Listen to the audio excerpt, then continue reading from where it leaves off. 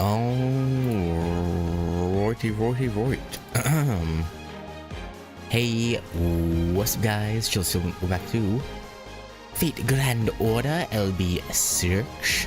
Last time we everything went wrong. Nocnaria was murdered. Aurora is fucking cuckoo for Cocoa Puffs.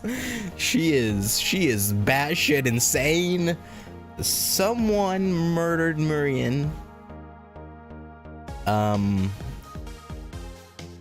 I feel like it could have been Morgan maybe, because she had like the black and like the light blue coloring to her, like the claws she had going on. I don't know. It probably wasn't, but I'm still coping over the fact that there's no way they killed Morgan like that. There's no way. And then Merlin showed up and was like, yo, bring Artoria down to Avalon, and we'll turn her into the sacred sword?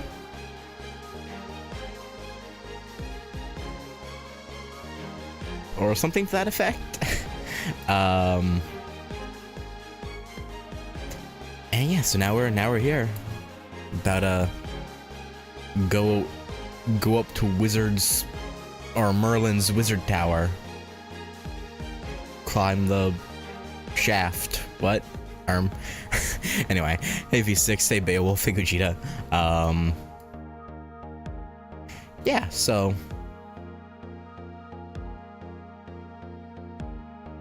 that about sums it up. Oh yeah, and Bargus turned into a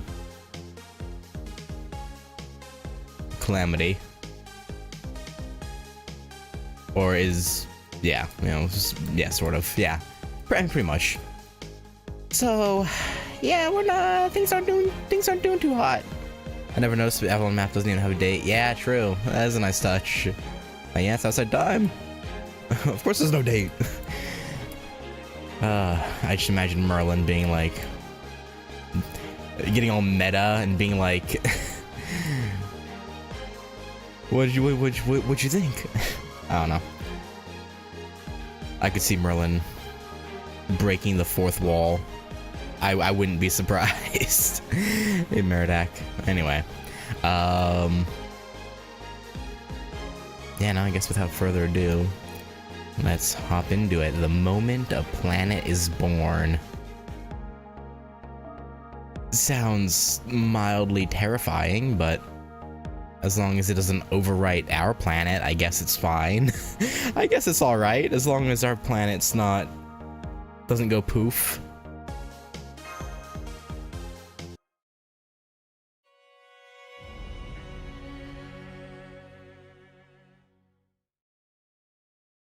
Then there's nothing to worry about.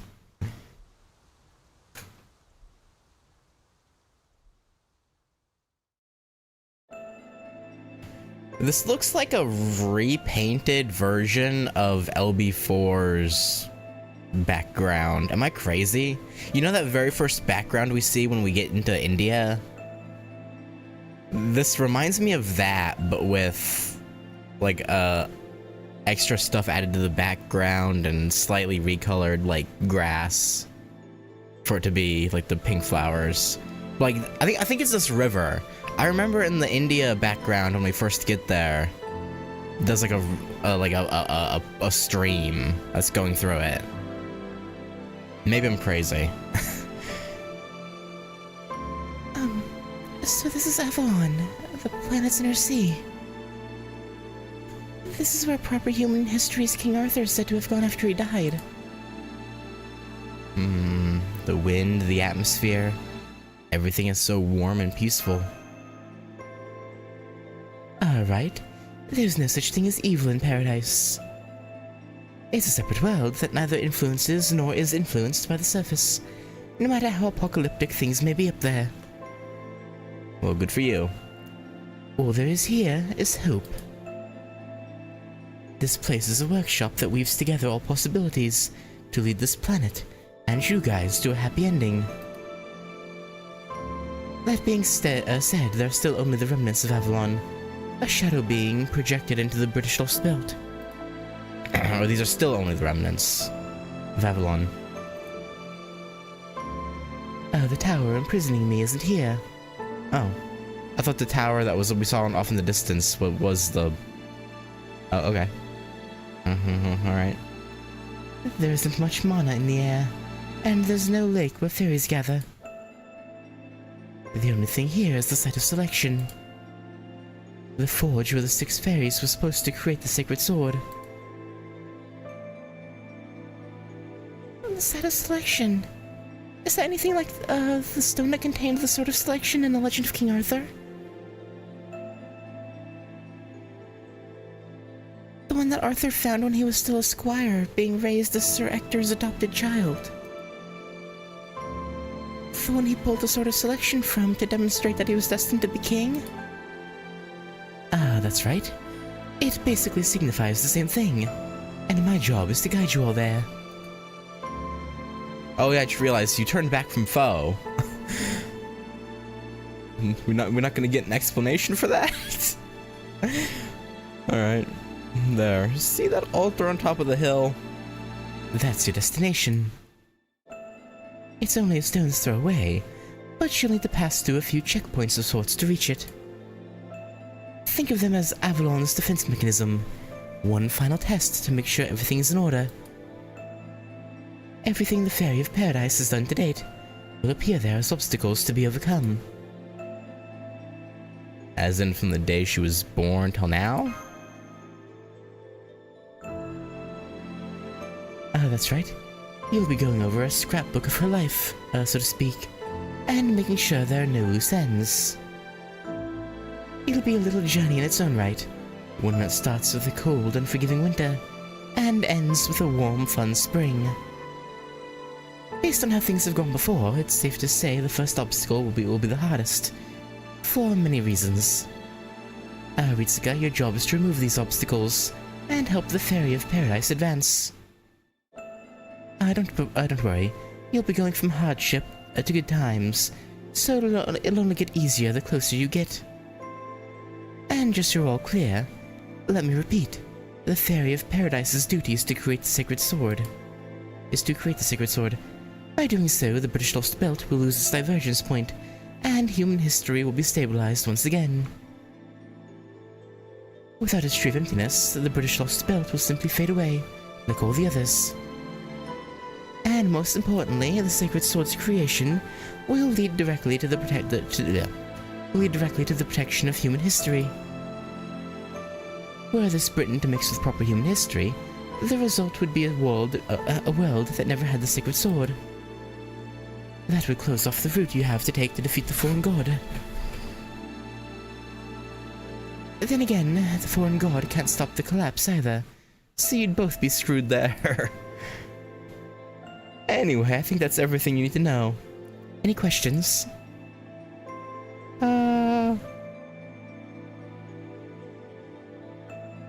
So making the sword Sartoria's duty. Come on, Ritsuka. Why so glum? It's okay. There's nothing to worry about. Okay, I don't believe you. I'm still a child of prophecy, remember?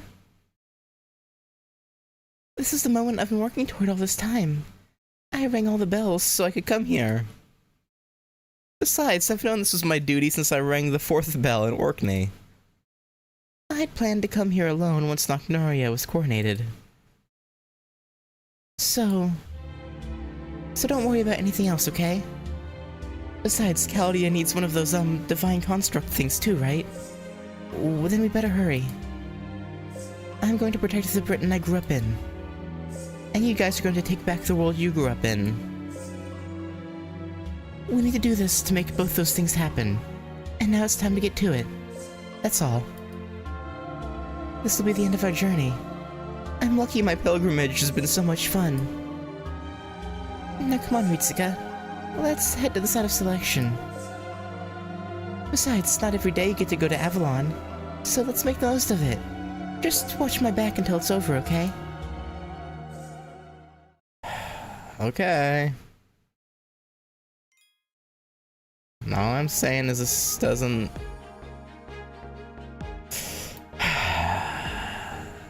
seem like something you actually want to do. Your expression kind of gives you away. But I don't know, if you're resolved to go through with it, you know, I guess. We don't really have any right to stop you, I suppose. Man, it sure is a huge flower garden. Couldn't be more different from Britain burning to the ground. True. So the fact that it's called Land of the Young must mean there's plenty of food to go around. And people have all the time they could want, right? Yeah, makes sense. There's no war or animosity here. Not much reason to do anything bad if you don't gotta take anything from anyone to have what you need. That's true. When you have everything you need, there's no void for you to fill. That's another way this place is very different from the British Lost Belt, which literally had to be built by filling in the sea with the bodies of dead fairies. Yeah. Speaking of which, this seems like a good time to tell you about what's going on above ground. The prophecy may have said there are two calamities, a red one and a black one. Yeah. Actually, though, there's no limit to the number of calamities. Remember that. Oh, new calamities will continue to appear as long as their source remains. The calamities will never go away until Cernunnos, the being continually punishing the fairies for their sins, is truly vanquished. Furthermore, thanks to Morgan's hard work, fairies born in the land of the Fae can migrate to proper human history. Is that a problem? That means the calamities won't be contained to Britain. They'll spread in— oh, right, because— right. I thought he meant like us taking some with us would be a problem, but now he's saying it could just leak out, just like how things have leaked in from proper human history, things could leak out. They'll spread into and then all across the bleached world until nothing remains of proper human history. They mentioned that. Yeah, I remember now. Yeah. They'd mentioned that being a thing. It would basically be a smaller scale version of the King of Mages' incineration of humanity. So you guys need to defeat every last one of the calamities before that happens. I see. Then we can't let Cernunnos' curse spread any further. We need to stop his calamities while they're still contained in Britain. Exactly. The calamity burning down Britain right now is actually the Great Calamity that was supposed to happen 1,000 years ago. Morgan averted that calamity by passing it on to a Fang Clan fairy. Barghest, the leader of the Black Dogs. She's not the fairy you knew anymore. She's now burning all of Britain as the Black Calamity. The Calamity of the Beast. Bargy. This was all foreseeable. She was born the child of Calamity after all. It was Morgan who sealed that fate away by gifting her a name. She said that as long as Barghest was Gawain, she would never become a mythical hound. But even that could only go so far. Barghest was already at her limit, even without you guys defeating her. Honestly, it's impressive she lasted as long as she did. This won't be easy to hear, but you need to understand. Once you get back to the surface, you'll have to fight more than just Cernunnos. Like I said, we can't afford to let the calamities leave Britain. Letting some fairies migrate to proper human history was a nice idea. Unfortunately, in Barghest's case, that was never an option. As for the other calamity, Cernunnos, that one you can fight without having to feel bad or worry. His soul was shattered 14,000 years ago. Now he's just a corpse that's not quite done dying. That said, he's still a very powerful god. His flesh has grown thick enough over those millennia to rival Albion's spirit cavern, and his cursed layer is equivalent to 400 kilometers worth of geological stratum. Okay. You'll need the God of Wisdom's curse dispelling, all the fighting forces Caldia can muster, and a divine construct made especially to combat Cernunnos. Even then, you'll only just be able to scrape by. Thinking about it, you might honestly not stand a chance. Oh, thanks. Thanks for the vote of confidence. Very, very nice. Fuck you, Merlin. You little shit. And I can't help you either, since I can't leave this place. The best I can do is show you the way. Oh man, I was really hoping to avoid this story ending in total annihilation. Could you... What? Just what? So not even you have a plan? And after we came all this way? You little... I know, right? If only we had a God Slayer's weapon lying around somewhere.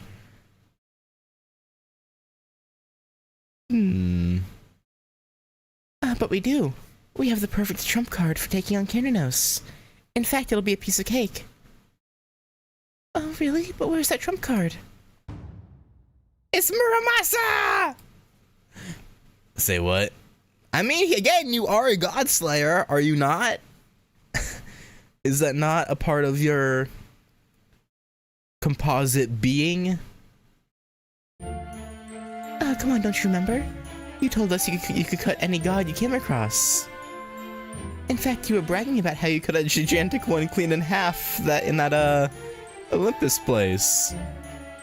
So there's no reason you can't do the same thing here.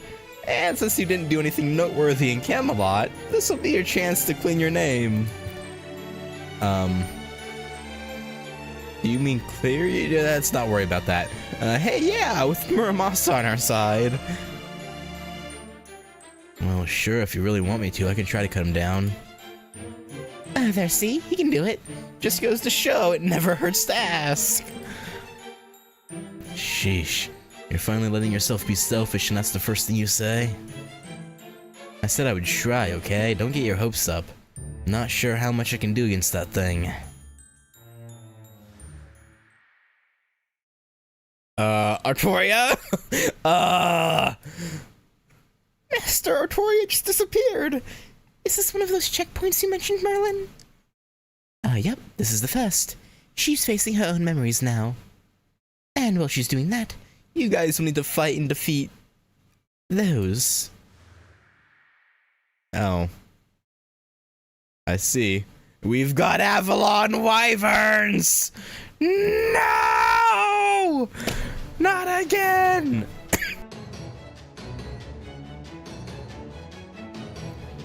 Close, but no cigar. Now come on, get your head in the game. Those are radical, abstract embodiments of Artoria's winter memories that just so happened to look like wyverns, right? She'll never be able to leave those memories until you defeat them. But they shouldn't pose any major threat to you now that you've come this far. Go on and give them a good thrashing. I'll fight too, of course. It's been ages since I last showed up, after all. Plus, I've been wanting to see how much stronger you and Mash have grown up close in person. Thanks, I guess. Should I even be thanking you? I don't know. Alright, sorry, Muramasa. So, actually... Are we giving a... okay, we're giving a forced Merlin. So... I thought we would, but I just wanted to check and make sure. Give me that. Actually, no. No. You know what? Yeah, give me this Merlin. Give me this Merlin. That's fine. I'm okay with that, actually. Ibuki, you and you. Shouldn't be hard, so I'm gonna be shellfish with who I throw in, or what I throw in.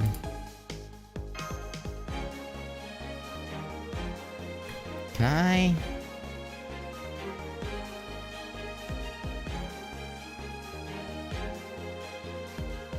I can. Oh, no, never mind. Oh wait, no, I can. Sorry, I was looking at this and I was like, okay. No, so this is fine.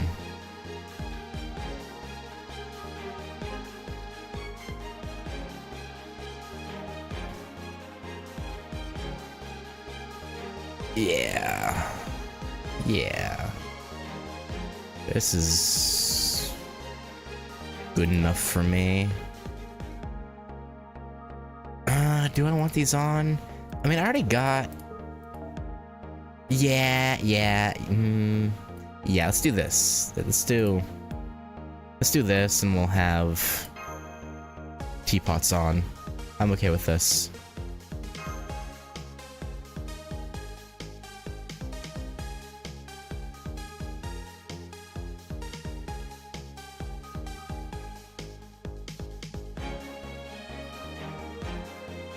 Teapot? I had it on purpose. Right now, these are the only three I'm worried about trying to level bond-wise, so...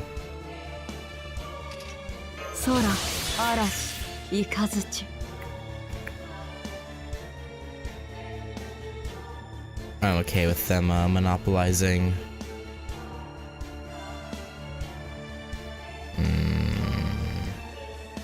Those guts will be kind of annoying. How many times do they pop? Just once? Okay, that's fine. It should only give them 1000 HP, I hope. I hope they're not like super guts that gives them like half the HP back. That would suck.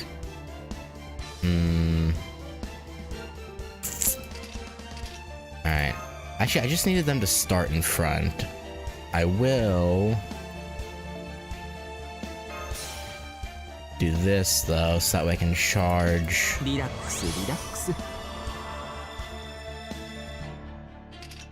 Oh, frick. Oh no, this works. Yeah, this works. Alright, perfect.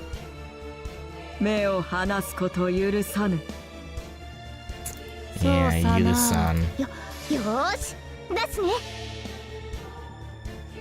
Oh, I thought I put her buster. I didn't. Damn it. I thought I did. Alright.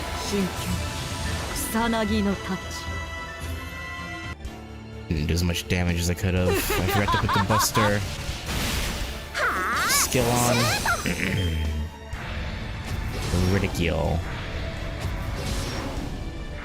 Abuse. Persecution. Lie.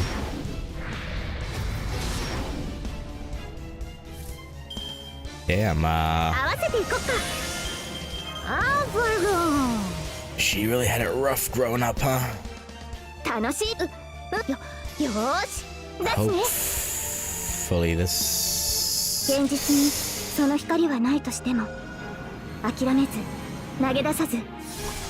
Hopefully this pops the guts, that way the...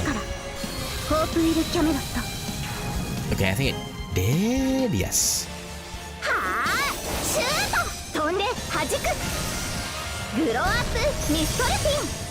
But yeah, no, fairies suck. Like, they place their hopes on her, but also treat her like shit. Like, okay. Like, alright, guys. That's cool. Fucking dickheads. Like, they have everything riding on her. Oh, I forget sometimes how crazy his critical strength up on that skill is. Okay.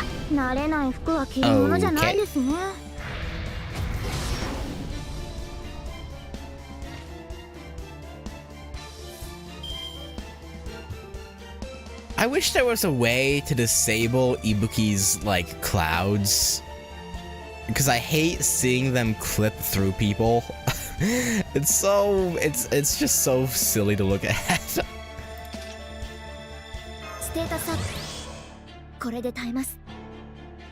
Alright. 切る切り込むおっとおっと Okay.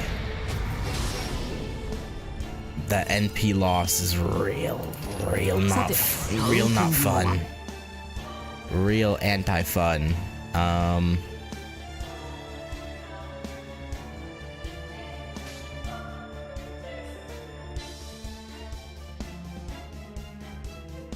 Happy end の話をしよう。会長、 Yeah. 私は最悪 We'll の get 席に some 立つ。 healing and defense stacks with these two noble phantasms. I'm good with 魂のあり that. かを見せようか。ガーデン・オブ・アバロン。それは全ての傷、全ての怨恨を癒す我らが故郷。権限せよ、ロード・キャメロット。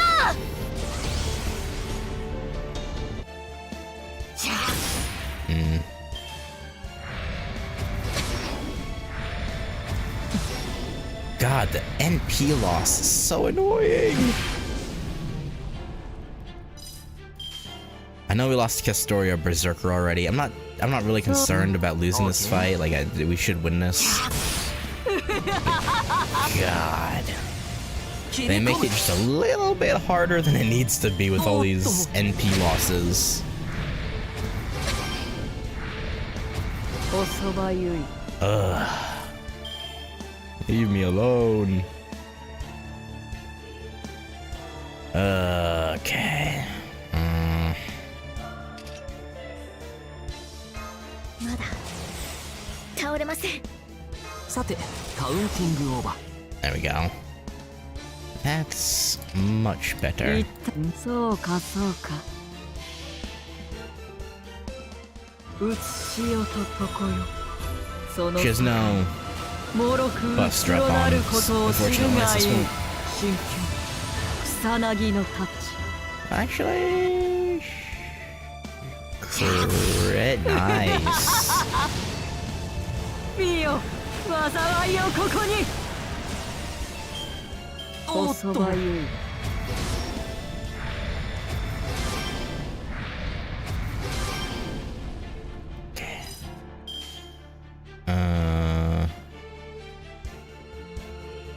Yeah, we'll have Mash attack that one, and then Ibuki. ターゲット。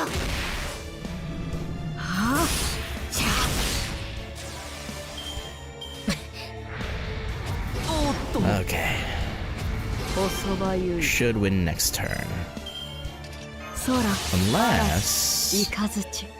Actually, I can win this turn. 最高のカードを君に。目を離すこと許さぬ。Okay. Boom. Yeah, we win. Okay. Good. 敬え。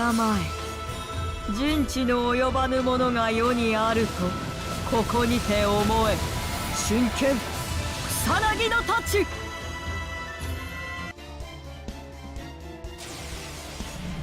切る。おっと。戦闘終了。お役に。 Yeah, it wasn't a hard fight, just kind of annoying with how they have you like drag it out with the NP and guts, NP loss and guts. That's fine. All right, Merlin, that's one checkpoint down. Sadly, they were not wyverns. Laysai. Ah, if only. I don't know why, but those things felt really awful to fight. That's not actually all that surprising. Those were Caster's most painful memories given physical form.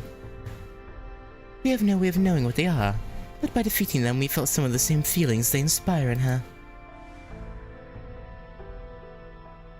Huh? Where'd you all go? You just disappeared on me out of nowhere. I was really worried.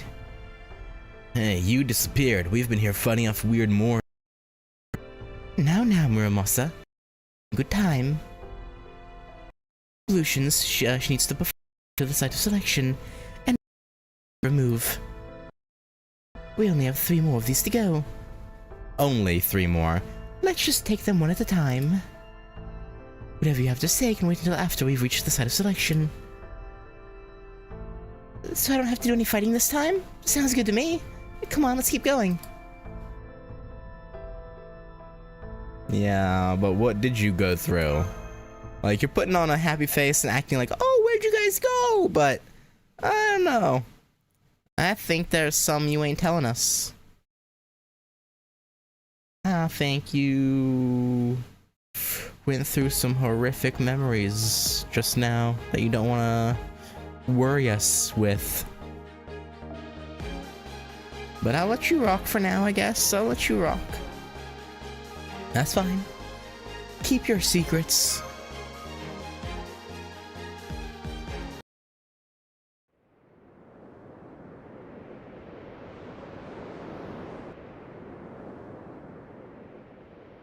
Whenever I closed my eyes, this is where I'd be.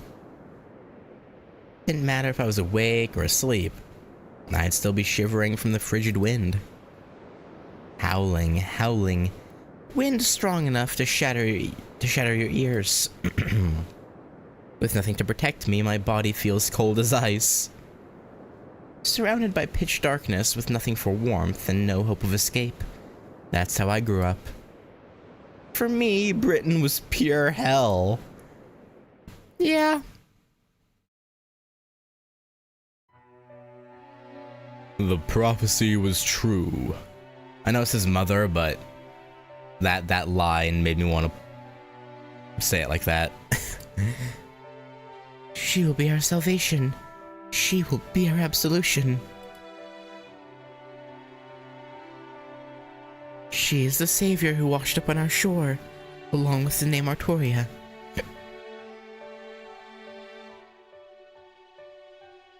May you grow healthy and strong to the age of 16. May the Queen's soldiers never find you. Now go on, hurry. Hurry, hurry, hurry. Hurry and greet your 16th birthday. We have complete faith in you, which is why you must give everything you have for us. Uh-huh. A small newborn fairy washed ashore in a boat loaded with all kinds of treasure. What an incredible stroke of luck. This girl must be the child of prophecy. What a horrible omen. If the White Queen finds out about her, we'll all be done for. The village fairy's opinions were split right down the middle, but they all agreed on what should be done. At least the child of prophecy should be useful. We'll raise her ourselves until she turns 16. But she's the fairy of paradise, right? I don't like her. I'm sure she's going to mock us. She doesn't deserve a proper house. What do humans do with creatures like that again? I know they raise them as livestock. We can make her I already knew she slept in a stable, but like, I thought it was like maybe something they already had on hand. And we're like, we'll just put her there for now. But no, they built a whole ass stable just to raise her as livestock. Really? Really? I hate fairies. I fucking hate fairies. We can make her a lovely little stable. The other villagers will never find out about her if we say we're raising a horse. We can keep the child of prophecy all for ourselves.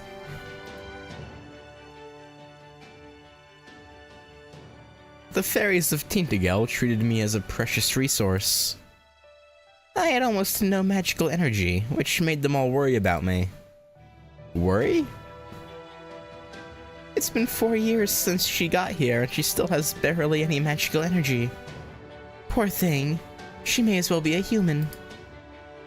I can't believe she still can't do anything impressive. I'm worried. Will she be able to survive like this?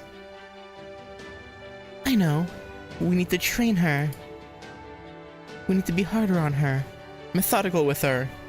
We can't even give her time to sleep. Forgive us, Caster. This is all for your own good. The way you are now, you can't even dream of being the child of prophecy. And we don't have any time for dreams. We really need to have her grow at least a little. You can barely tell her apart from a human. No one will believe she's the child of prophecy like this. Not even when she turns 16. Who cares if she can defeat the queen or not? All that matters is that she's valuable. It doesn't matter whether she's the real child of prophecy or not. She just has to look the part so we can get rich. Why else would we bother taking in the Fairy of Paradise? We just have to make sure she doesn't die. We don't have to worry about her running away. She's much too weak to do that. But the village didn't know that my Fey eyes still worked. However much I wished I couldn't, I always saw the true feelings they kept to themselves.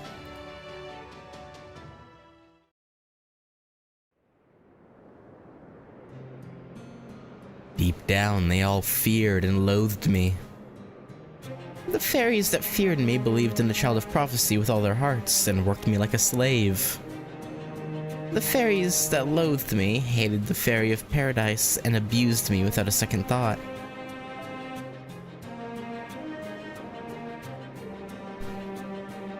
Aside from that, all anyone felt for me was indifference. I was considered a precious resource, but treated like I wasn't even there. But I couldn't blame them for that. I more or less knew what my duty was. I was to bring salvation to the fairies of Britain, to free them from their suffering, and to save them in the true sense of the word. Even as a child, I understood that fulfilling my duty would mean the end of Britain as it existed now. I could deal with the slave driving, the abuse, and the disinterest, because I knew the reasons behind them. But this sound was too much to bear. Asleep or awake, there was never a time I didn't hear it.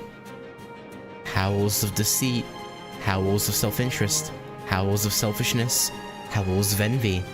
The sounds I could never shut out. The sounds of the fairies' true feelings.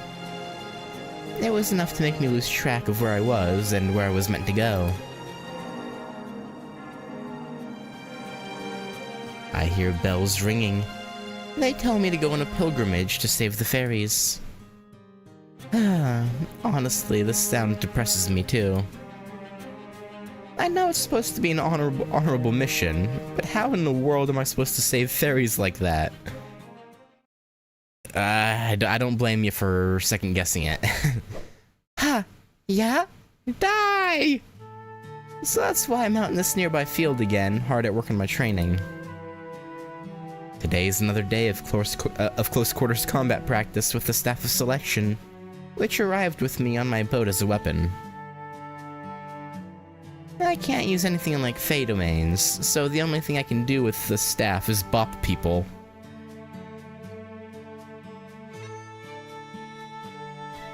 Fair enough. Hiya! Hurrah! Rah! Ha! Ha ha ha ha ha. It was an early afternoon in my 6th year. I had just collapsed from exhaustion. My melee combat training was the only time I had to myself once the villager keeping an eye on me left. Figuring I was so weak, I wouldn't be able to escape anyway. Huh? Then, just as my voice was trailing off... Yeah, that was nasty. The fairies at your place are pretty horrible, you know that? Huh? Did you just talk, Staff? No, I'm not the Staff of Selection. I'm just a nosy old busybody. And I just couldn't take how awful Tintigel is anymore, or how sickening it is to see you doing everything they tell you. I just had to say something. Ugh, I swear. I wasn't planning on getting involved, but now I just don't think I have a choice. Listen up, I'm Merlin. Merlin, the Mage of Flowers. I'm going to be your teacher from now on. Don't forget it. That was how I met Merlin, or at least his voice coming from the Staff of Selection. That was how I began studying to be a mage. Magecraft? I know about that. Queen Morgan uses that. But what exactly is it? What exactly are you going to teach me? What do you mean? Magecraft, of course. Merlin Magecraft. Trust me, it's really something. Oh, will it let me fly like a bird? Like zoom, whoosh, pachoo? Flying. You like to fly, huh? That's a pretty tall order for your first spell. You don't know how to fly? What are you, some kind of quack? Damn. Oh no, I can fly easily. I'm the amazing Merlin. But let's hold off on that one for now. Not even the Wind Clan can fly after all. The sky is the dragon's domain. Only precious few upper-class fairies can go there. So for your first spell, let's start with something closer to home. Something that'll make your life easier. Tell me, is there anything you could use right now that would make you happy? Well, I guess I would like it if nighttime was warmer. My house gets really cold. It even freezes over in the winter. I actually lost 2 toes last year because of that. Oh, that's great. They don't even bother giving you blankets or anything to prevent that? Just... okay. I haven't told anyone else, though. It's too embarrassing. That pause. Got it, I'll start start getting a lesson ready for you right away. What was it about studying? Just give me 2 days to find some teaching materials.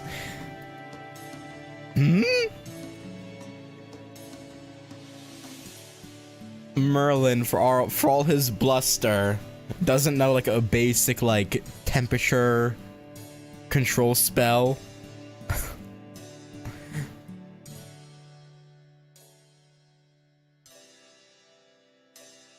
Merlin taught me all sorts of spells. Heating, detection, healing, linguistics, camouflage, lockpicking, stealth attacks, explosives, obstacles. Every time I expressed interest in learning a new spell, he'd say, "Sorry, I can't today. You'll just have to wait until the next lesson." and then we would make Magecraft items together. Those lessons formed the foundation of my Merlin Magecraft.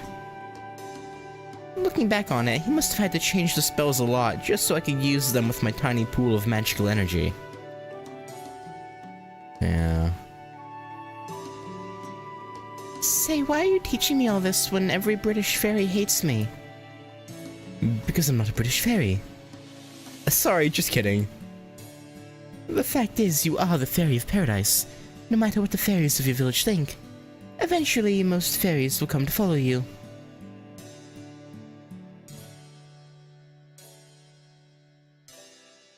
As for the chest files before, those are the explosives. Oh. Just yoink, toss, boom. I mean, hey, you know, if it works, it works, right?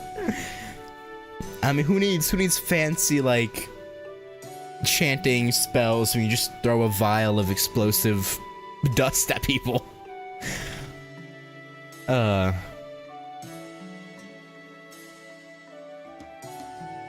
When they do, you'll need to be the ideal, no. The kind of savior that everyone dreams of. A fantastical savior. Fantastical? That's right. You'll need to be a character straight out of a children's story.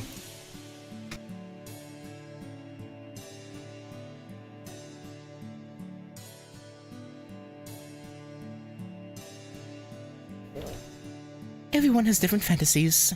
Some want a strong king, some a kind king, some a scary king, and so on. That line was the reason why when Summer Artoria's caster's sign was revealed, people paid special attention to her toes. Did they? I didn't Oh, I didn't realize that. I've never looked at her toes closely. But I assume she has all of them. 'Cause, I mean, she is a fairy, so I assume something relatively non-life threatening like that probably just grew them back. I would think. Some are scary king and so on. Your job is to be able to be all of those things. You need to inspire hopes and dreams, or rather bring them all together. Everything wants something different, so a single name would only get in the way. That's why you need to be a nameless king, someone who stands at the edge of the world rather than its center, and serves as a beacon of hope for others just by virtue of existing. Glowing starlight shining with possibilities. That's the kind of king I'd like you to become.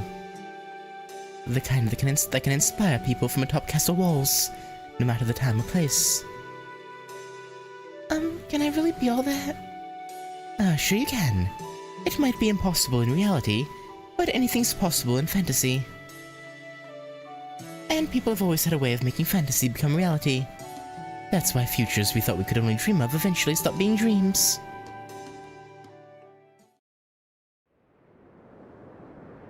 True, I guess. Merlin was very talkative, and a lot of fun to be around. But that only lasted for a year. A fairy girl saw me laughing in the field and reported me to the village elder. What? She can't laugh? Who responded by taking away the staff of selection until I turned 16 and set out on my journey.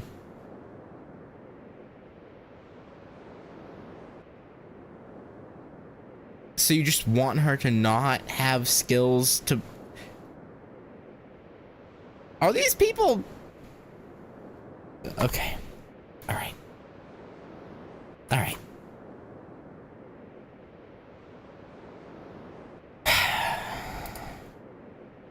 I don't know. I don't get it, man.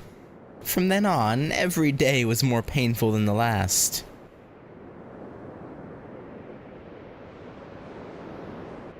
That's the end of my winter memories.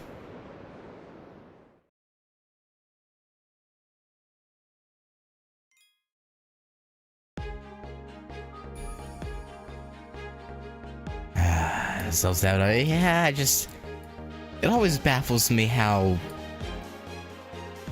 absurdly the fairies act. I don't know. I don't know anymore, man.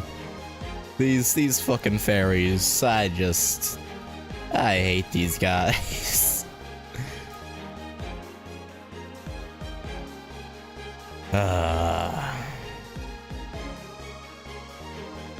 Yeah, okay, hang on. Boom. Boom. Boom. Boom. Whoops. Boom.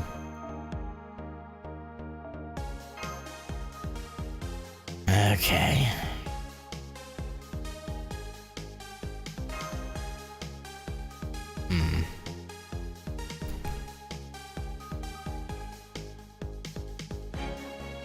You can have two Merlins in this battle, but God forbid you have Castoria.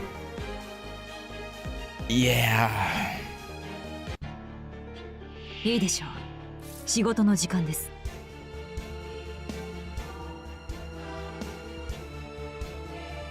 I guess the thought process there is probably like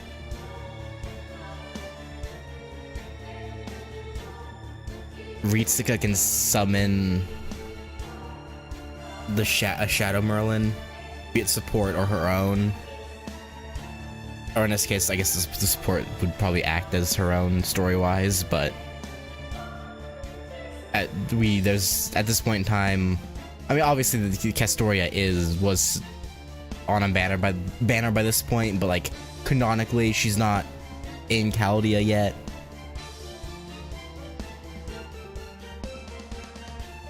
Which, at least I assume so. I assume canonically her joining an anniversary, right? Because she was the previous anniversary's anniversary servant, right? I assume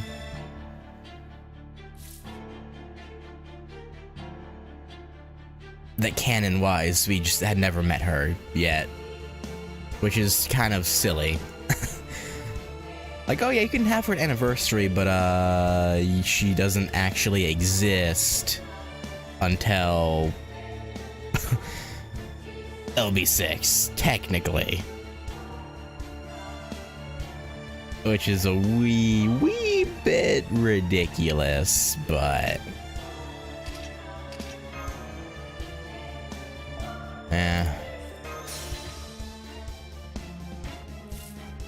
whatever. カウンティングオーバー。リラックスリラックス。空、嵐、イカズ、神なる音。ご注文承りました。Yeah, okay. 言ったな。そうかそうか。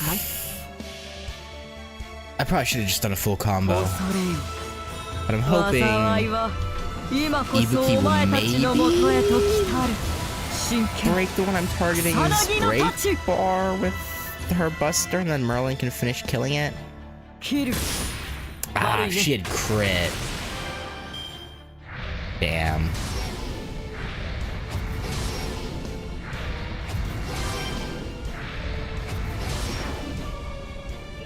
If only she had criticaled.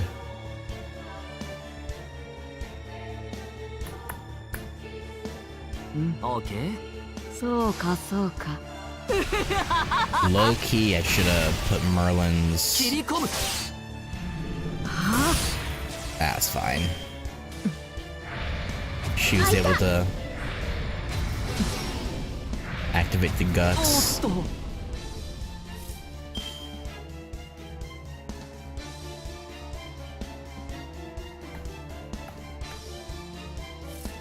ちょっと休憩。オーケー。やる。切り込む。はあ、シュート。大きく華やかに。開いた。 Dejection. Lie. 合わせていこっか。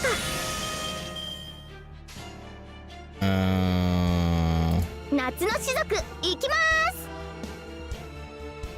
そっそうかか、行く。そうか。対薬剤大儀式開門。ロンゴミニアドからエクスカリバーに変装。聖剣。 Which makes it okay. I'm curious. Because the anniversary 我らが罪 servant を許したまえ。 usually has, or at least these last 2 years I've been playing, the anniversary servant has had おっと。 some relevance in the story of the summer event. Did Castoria have a role to play in the summer event that year? Or no? やる。切る。 Or was these last 2 years like an aberration? はあ、 Or not aberration, that's not the right word. お疲れたかい。あとはゆっくりいい夢を見るといい。 No? Okay, so these last 2 years have been kind of unique in that sense, in that the anniversary had... Okay.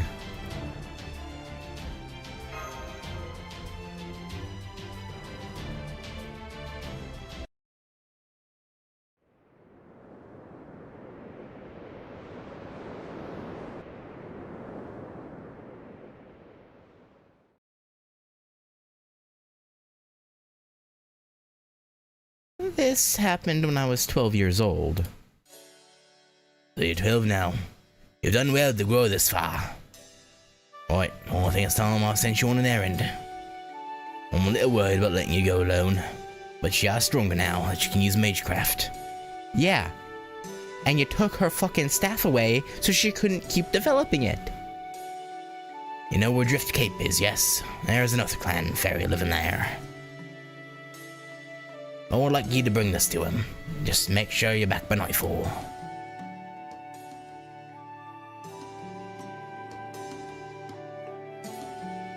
Huh? No way. Could that house be? There was no mistaking it.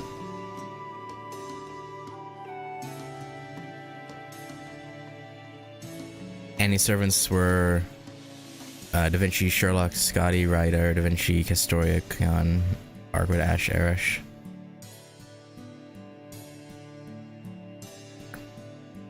I could see...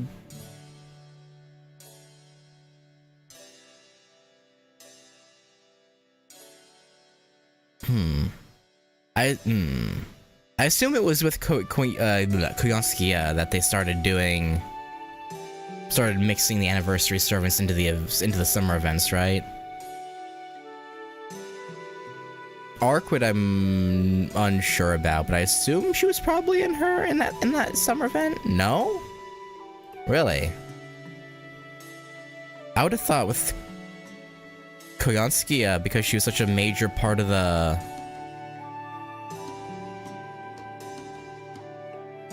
main story, when she became like a usable servant,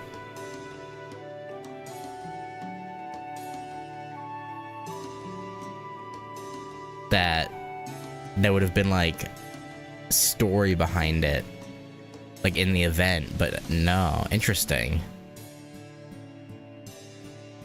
Yeah, I know. I saw the earlier message. I'm just saying it's kind of surprising. Just because she, prior to then, had been I mean, for me, she still is an antagonist, but like, retroactively speaking, in terms of her being added,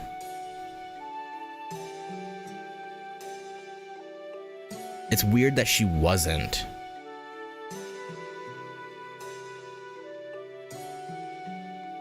Did she show up? Did Koyonsky show up in, like, any event that year? Like, to explain why she decided to... I don't know.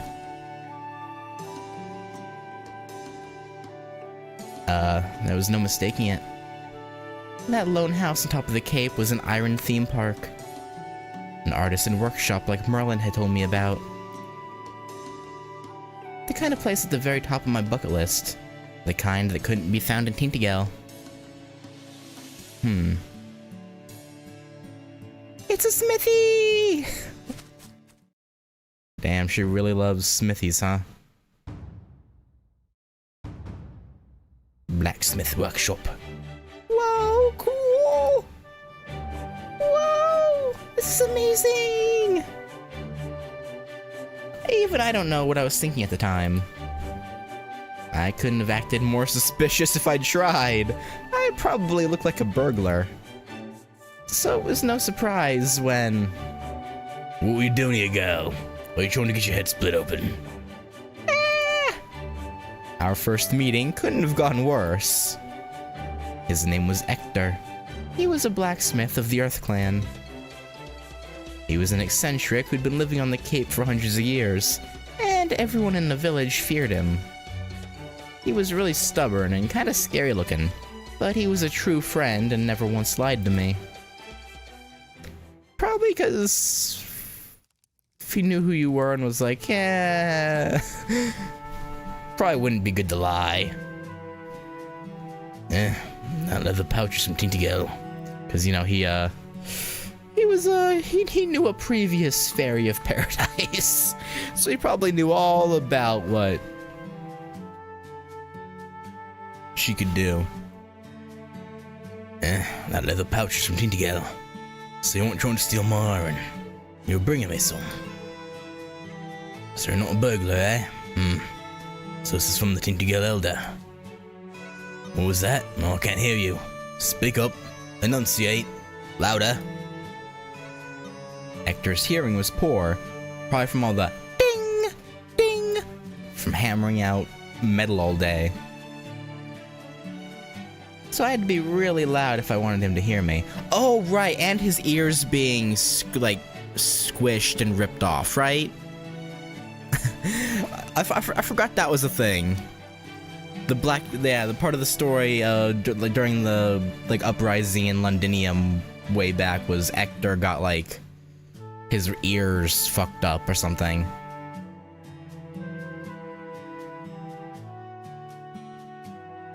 So I had to be really loud if I wanted him to hear me. What's more, he hated fairies. Both his inner voice and his heart were dripping with pitch black hatred. He's gonna kill me if I stay here too long. He really is going to split my head open with that hammer. My excitement about being in a real smithy gone, I decided to leave the Elder's package and beat a hasty retreat. Then... Wait, let me get a good look at you. You're a child of prophecy, aren't you? I'll say, it's already been 12 years since so-and-so made a prophecy. Get back to your village. It's no place for a young girl. I want to live out in this backwater so I don't have to see anyone. Don't you ever come here again, got it? I won't have time to deal with the child of prophecy. Yes, sir. Sorry for the intrusion.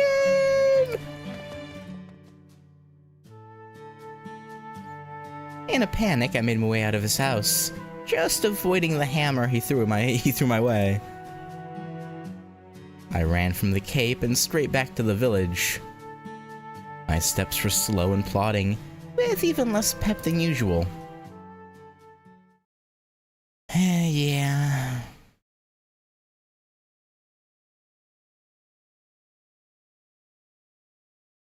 But you went back anyway? I came back. Yeah. Didn't I tell you to stay away? What are you doing here? Why won't you listen to me? Is every fairy with that face actually a boar? Or maybe a bear? Don't touch that. That's processed iron. It'll give any fairy who touches it awful hive. Looks like you're okay. I see. You might look like a Wind Clan fairy, but you're actually with the Demon Boar clan. Of course, there is no such thing as the Demon Boar clan. So you're not afraid of the iron or the forge, huh? Well, you got an interest in them. I see. I see.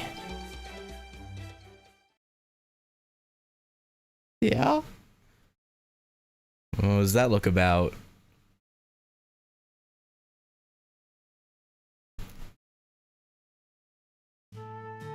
Back again, are ya? Well, I doubt anyone else in that village would want to spend time with me. Their outfit's rubbish. Nice that it has a lot of pockets, but the seams and finish are horrible. Humph. Here, give your elder a message for me. Tell him I'll give him a discount if he sends someone to help me. Really? Hector, does that mean? Don't call me Hector. Just Grandpa Smithy is fine. You'd better be here every other day to help out. Got that? Ugh. I don't know who taught you how to hold a tool, but you're doing it all wrong. You're going to hurt yourself that way. You gotta learn the fundamentals. Can't have you dying in a shop accident and ruining my reputation. If you're really interested in learning what it takes to be a smith, well, I can teach you. But don't expect me to pay you. If anything, you want to be paying me for these lessons. I'll put it all on a tab, so you can pay me back when you make it big. But then she had to... Yeah. And so I began studying a new field in preparation for my journey as the Child of Prophecy. Hector was rough and intimidating, but he also excelled at fine craftsmanship and intricate ornamentation. A year after I started helping him, I learned that Hector was famous in certain circles as a master smith. I found out he didn't just take jobs from other villages in southwest Britain. He also occasionally got special orders from big cities like Salisbury, Oxford, and even as far off as Manchester. For example... Oh, we're gonna see when she met Barghest? Did she come to pick up... Oh, no, blonde... Okay, no, never mind. Well, maybe Barghest is blonde. Excuse me, is Sir Hector in? It was the first time a customer had shown up personally at Ector's workshop. I tried to give her a proper welcome so it would reflect well on Ector. Okay, it is. Sir Ector, are you here? I'm Gawain. I sent you an order some time ago. I don't know if it was intentional or not, or if she just couldn't hear me, but she ignored me completely. So you're Gawain, huh? Never thought I'd see another Tam Lin. I can see you're a strong one. You ought to be able to handle this armor then. It's all ready to go in the back room. If it fits alright, I can pack it up for you today. Give me a hand, Artoria, and make sure you don't drop it. It ain't cheap. There's no need for that. If it fits well, I'll just wear it out. I see. Alright, come with me then. Artoria, you stay here and tidy up. I heard the clatter of armor being put on in the back room, along with Ector and the fairy's conversation. Apparently, she was an amazing upper-class Fang Clan fairy who had been chosen to become a Tam Lin. She was also well known in Gloucester social circles, had impeccable manners, was as strong as she was tall, and she obviously had enough money to buy the silver armor Hector had been working on for the last 4 years. For some reason I found myself getting angry. Why would that be, huh? This is fantastic work, Sir Hector. I'm grateful you were here to do it. Humph. It was a fulfilling job. The only one I've had since I came here. Really? I would think an artisan of your skill could easily find work anywhere. I know this is rude of me to suggest, but my own city still lacks a sizable smithy. If you think you might be amenable to moving there... Huh? What the hell is she on about? Not my grandpa. Did you hear that? It almost sounded like a bullfrog. Or maybe a night crow. Rude? Stay out of this, you idiot. Don't you know she's a Tam Lin? Come on, Grandpa. Who the hell does she think she is, trying to persuade you to move away? I won't deny that I had something of a foul mouth by this point. I blame Merlin for that. Really, not Grandpa? You're blaming Merlin? Still, I really was pissed, so I marched up to the Tam Lin and glared at her, hoping it would make her leave. Oh, you must be Sir Hector's apprentice. Something like that. I can understand how you feel. I would be sad to part ways with a trusted mentor as well. I am therefore willing to forgive this outburst. Oh, good. But regardless, don't talk to me again until you've grown up some. When you're as tall as I am, it's a literal pain in the neck to talk to smaller people. Damn. Not that I imagine anyone of your size could ever even begin to understand what it's like.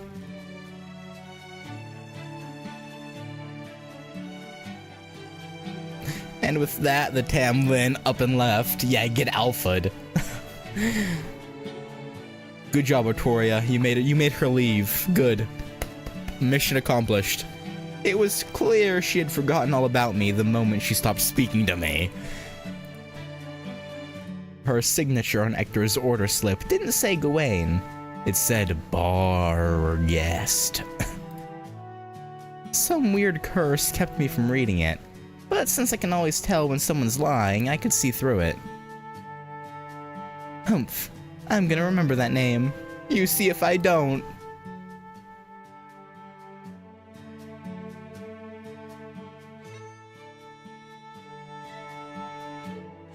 Not bad. I ran out of things to teach you in only 4 years. Apprentice or not, you're a fully fledged smith now. Not much we can do about your lack of magical energy, though. How are things with the village fairies? Do they still believe you're the child of prophecy? Things are the same as ever there. Half the village still doesn't believe I am. Everyone wants to send the child of prophecy on her way, though. So things more or less work out. What about you, Grandpa? Do you really think I'm the child of prophecy? Why ask me? I couldn't care less about Tintigel.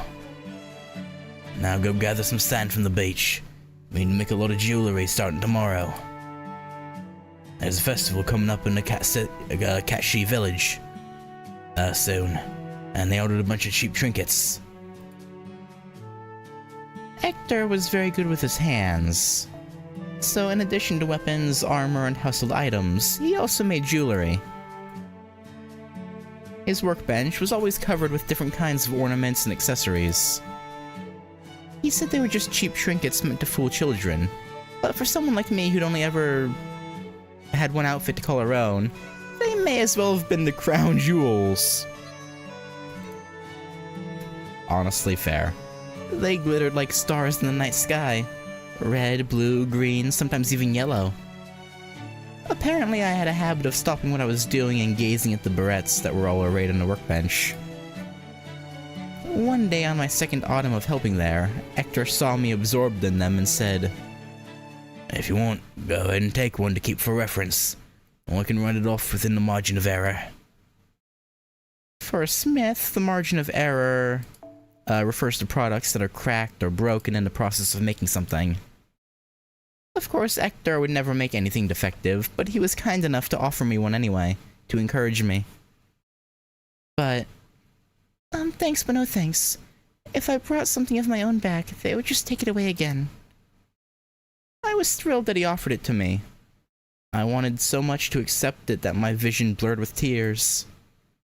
But the fairies of Tintigel had proved with the Staff of Selection that I could never have anything I really cared about. Yeah, because they're a bunch of fucking bitches.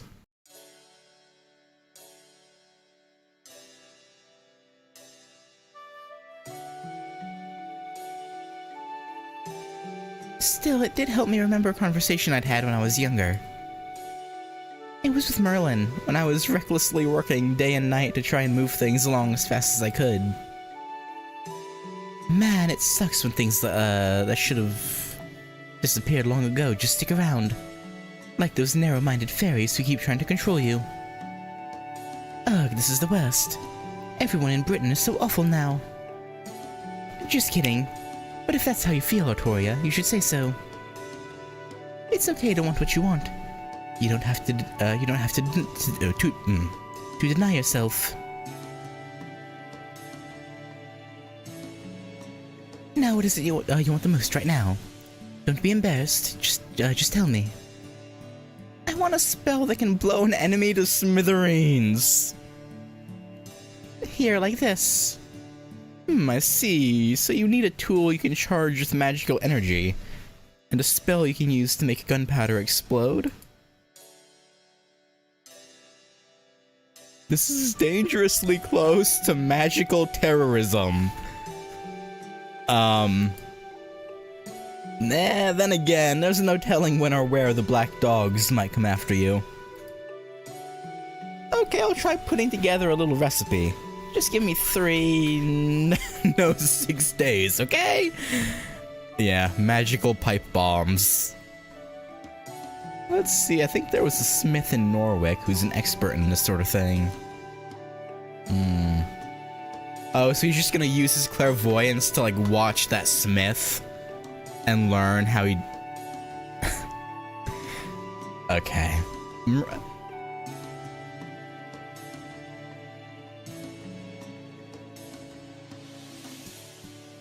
You know what, fair enough.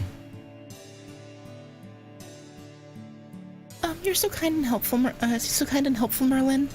I bet you've been on a lot of dates, haven't you? Oh, I don't know about that. I don't really understand much about that whole love business. It's a lot like food for me. Instead of thinking about my companion, all I think about is what it tastes like. What tastes like? What? That's kinda why neither fairies nor humans ever had much love for me. But then once, I was suddenly thrust into a role where I had to be romantic, and I ended up being better at it than anyone else. Honestly, I'm more unsure of what that says about me than anyone. So you don't have a single lover? Even though you're the Mage of Flowers? Aren't you lonely? Maybe. Though probably not too much, since I didn't realize it until you said something. It's not something I ever worried about. I always knew it'd be forever out of reach. That said, for me, studying magecraft, looking for a way to save Britain, and finding a lover are all basically the same. What do you mean? What I mean is, it might be lonesome to look for a star you know doesn't exist, but it's also kind of fun. I suppose. Then, on the morning I turned 16, the village fairies all gathered in the town square and told me, "We want to see proof. Proof that you really are the child of prophecy. That blacksmith who lives on the cliff is an Imperial Guard." "No, he's not!" "You're the only one he's not wary of. You're the only one he trusts. If you're truly the fairy destined to save Britain, then kill him for us." But she doesn't go through with it, right? Because I remember there's a scene earlier on where she's talking about getting out of Tintagel and how her grandpa bought her time. I think. Right? I'm pretty sure that was a scene. So she doesn't, there's no way she goes through with it. Please, please, we're so anxious. Our every day is filled with fear.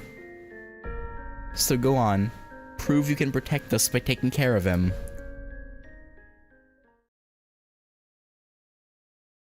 That's the end of my autumn memories.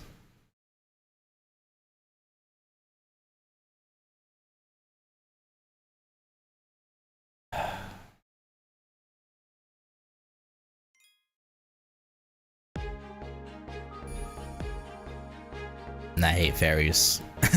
I'm repeating myself, but I fucking hate fairies.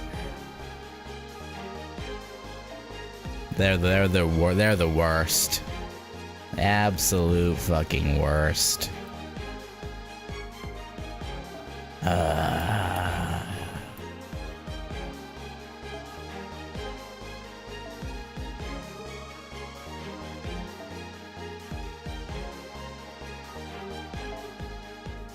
Alright.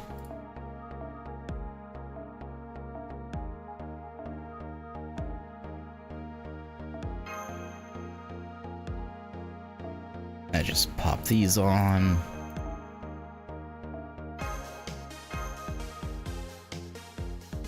Alright.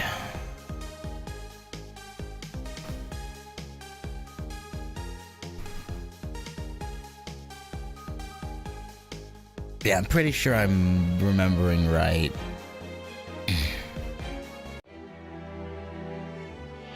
About there being a scene. Yeah, I'm pretty sure there was.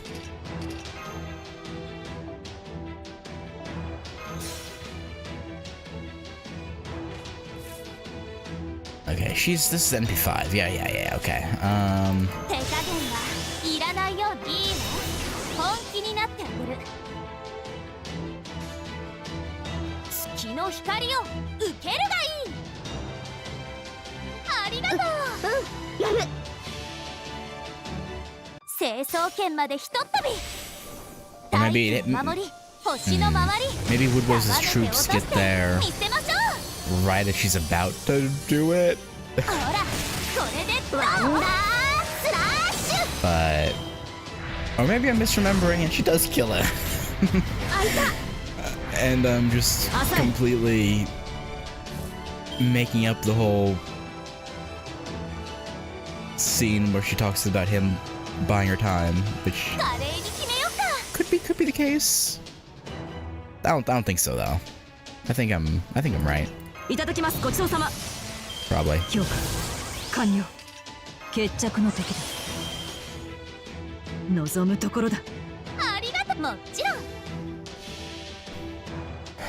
Oh, I could have used. I don't know.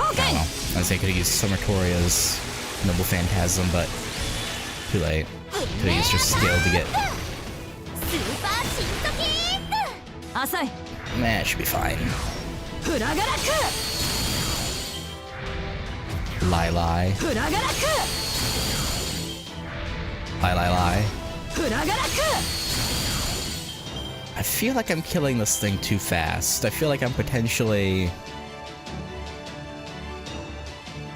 了解 going to miss something. せい当然達成淑女だし暗殺英圧イグズ Ah, well.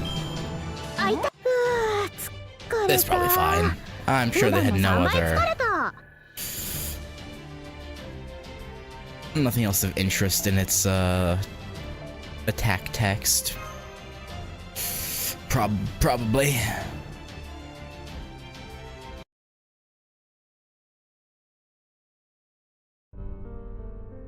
Apparently, the Earth Clan fairy living on the Cape used to be one of Queen Morgan's Imperial Guards a long time ago.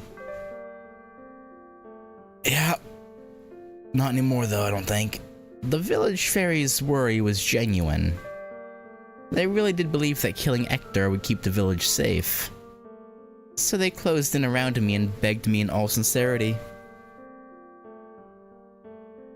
Please kill him. Kill him for us. If you really are the child of prophecy, then kill the Queen's agent for us.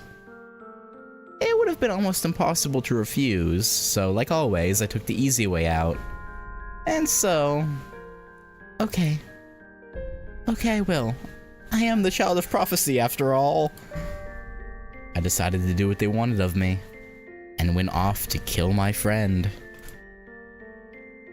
This is why I said I could never have anything I really cared about. Yeah, 'cause of fucking fairies. I have to kill him. I have to kill him. I have to kill him. I have to kill him. If I don't kill him, they'll think I'm an imposter. And they'll kill me instead. It was easy to sneak in since Ector was hard of hearing. He was sleeping on his stone bed, completely defenseless. You know, I prefer a firmer mattress, but I don't know if I could sleep on stone. That just sounds uncomfortable. But I mean, he is a dwarf, I guess. So, or, you know, Earth Clan fairy, dwarf, same thing. In my hand, I had a rusty iron knife the fairies had given me. The truth is, it wasn't impossible to refuse. I was just scared. Scared of being called an imposter. Scared of getting beaten for being useless. Scared that my life so far might have been for nothing. And so... I got so fed up and angry that I brought the knife down as hard as I could. But he caught your hands.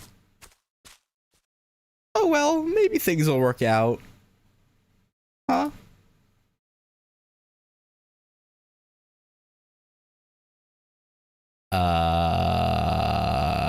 Artoria? I sheathed the now chipped knife and began walking the dark path back to the village. I was practically trembling with fear, but I also knew... Okay, yeah, she's gonna try to deceive them. But I also knew the village fairies were simple folk. I was almost strangely optimistic that I could get out of this as long as I explained everything. And that optimism was for naught. Don't let her fool you. She didn't kill the blacksmith. I was watching the whole time. She didn't do anything to him. She just cut one of his helmets. Friend. Uh-huh. With some friend. And that's not all. I know her magecraft is fake too. It's all just smoke and gunpowder. She's not the child of prophecy. She's not special at all. What did she say? Is that true? She couldn't kill the Imperial Guard. She wouldn't kill one of Morgan's agents. Then she can't be the child of prophecy. I knew it didn't make sense. I tried to run away, but the village fairies were all stronger than me. and had more magical energy too. Grab Castor! Grab the liar! Hand her over to Woodwose' executioners as a child of prophecy imposter. They caught me in no time and threw me in an underground jail. The fairy who accused me was smiling so smugly, so triumphantly, but I wasn't surprised. Whenever she talked to me claiming to be my friend, she was always consumed with envy and doubt. She wasn't a bad person, it was just fairy nature. Even when you know someone is objectively worse off than you are, you just can't help but be jealous when they're treated like they're special.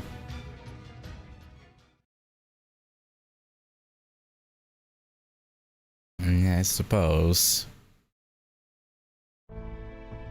After that, life in the village became very hectic. Woodwose's executioners, a horrific group of soldiers who went around capturing fairies suspected of being the Child of Prophecy, and taking them to the castle. They were to arrive in Tintagel in 3 days, and I was to wait for them in my cell until then. Pro Queen Fairy. So you've only showed your true colors.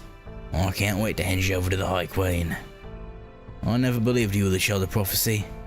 There's no way a fairy like you could be our savior. I don't want to hand you over to Woodwose, but everyone else says that's what needs to be done with imposters. But is it really so important? It's awful that things have come to this. We were so close, so very close. But then I suppose it was always too much to hope for. The village would have disappeared the year you washed up on our shore if you hadn't come along. You and the treasure that was on your boat gave us hope.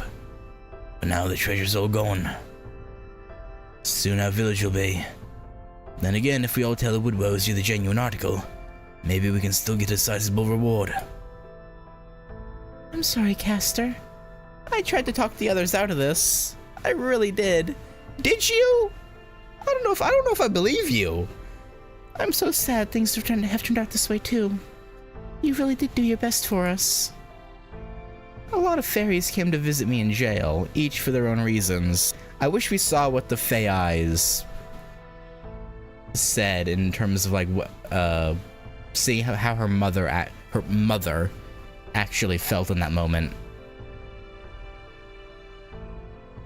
The fairies of Tintagel were divided right down the middle into supporters of the Queen and supporters of the Child of Prophecy.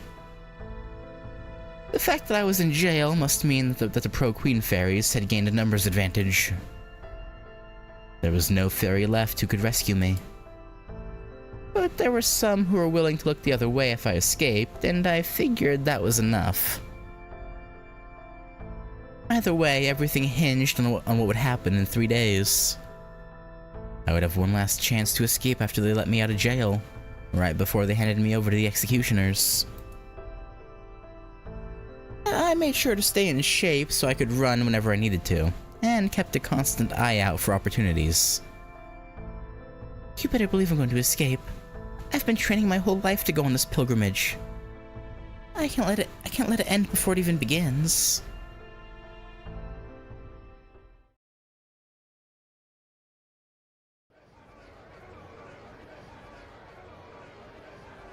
That's the spirit, Ortoria. Oh boy. Hearing commotion outside, I thought the executioners must have come, and readied myself to escape.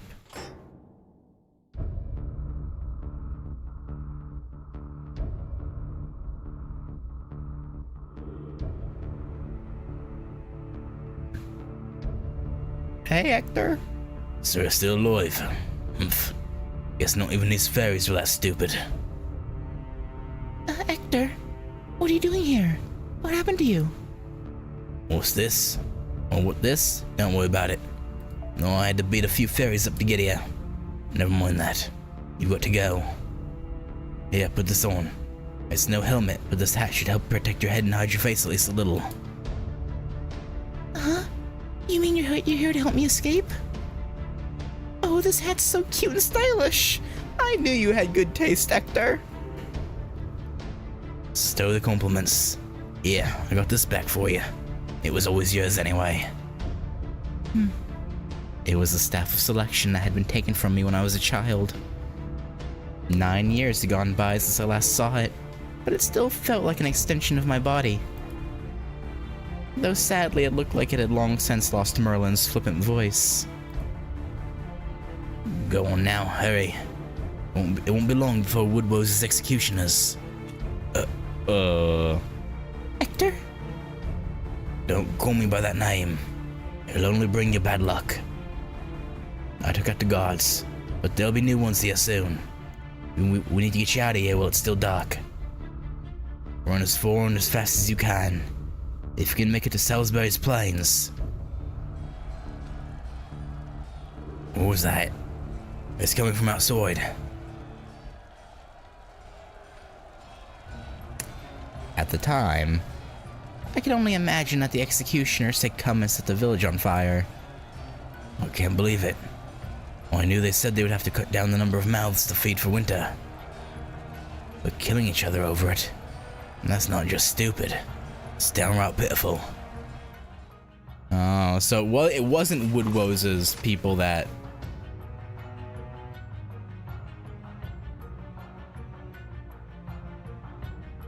I see. What's going on here? Why are the fairies who called for us killing each other? Who's in charge here? Where is the Child of Prophecy? Please stand back, Lord Woodwose. These fairies have all gone mad. We can't question them now. What would you have us do, sir? God damned bloodthirsty fools. Baton wielders, exterminate the residents. Spear wielders, guard the exits. We can't let any of them escape now. Don't bother putting out the fires until the fairies have been dealt with.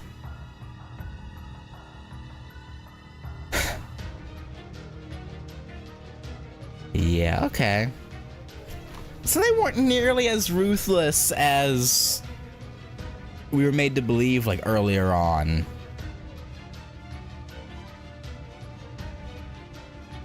I guess Castoria was just trying to paint the villagers who did technically raise her in a better light than they actually deserved.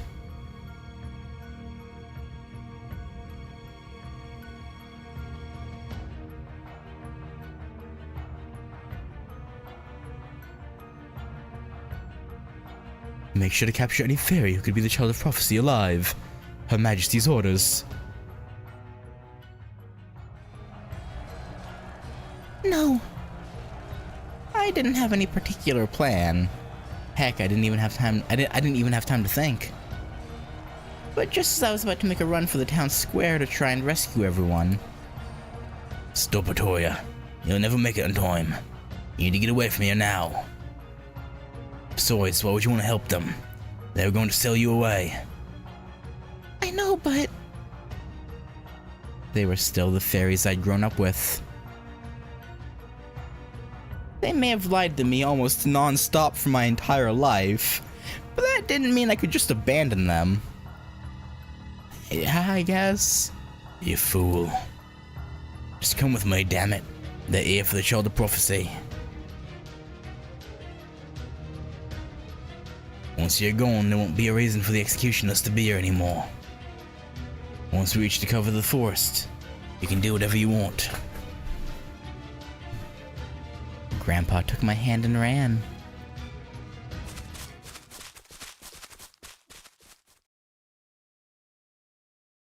Phew, there we are. You can go the rest of the way alone. I fought some of Woodwose's soldiers on the way, so it won't be long before more show up. You need to get away from here before they do. What about you, Grandpa? I don't suppose you could come with me. No, I can't. I still have work left to do. Once I'm sure you've escaped, I'll be heading right back to my forge on the Cape, and that'll be that. You've been nothing but trouble, girl. Don't visit me again. 'Cause he'll be dead, but Hector, you're... I couldn't help it. I could see his kind-hearted lies, yeah. I could see the deep wounds to his sides that he'd hidden with his clothes. I could see how his strong back had practically been cut to ribbons. And I could see that his failing heart would stop entirely once I took my eyes off him. Right. You fairies of paradise really are a pain, aren't you? Village is done for. The executioners are here. Hold your head high. Grip your staff tight. Now's the time to begin your journey, Artoria. Remember, no matter what anyone says, even if you don't believe it yourself, you are the child of prophecy. You could have killed me that night, but you didn't. That's who you really are. No matter how much Britain rejects you, or how much the fairies shun you, or even how much weaker you are than them, you're still a better choice for savior than anyone else. I don't think you ever realize this yourself, but you're just not capable of getting angry for your own sake. And besides,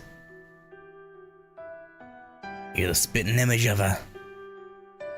The stubborn sore loser who keeps getting back up no matter how many times she falls. That's why I know you'll see your chosen path through to the end. No. I want to go back to the forge and live with you at the Cape. That would be way more fun.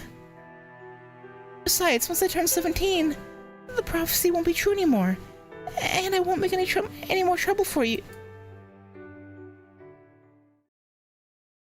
Oh no, he's turning into a Morse. But that dream would never come true. He never even heard what I wanted to say. I don't know who Grandpa was or why he did so much for me. All I know is the heartbeat I can still hear today. The sound of my own still living heart. Right. That's right. The one thing I have going for me is my ability to quickly cheer up, no matter how many times I'm brought down. I secured my new hat atop my head and gripped the staff of selection tight. Goodbye, everyone. Thank you for raising me until I turned 16. I'm the Fairy of Paradise. I'm the one who's meant to bring Britain the salvation it really needs. So I'm going to begin my pilgrimage now, just like you wanted me to.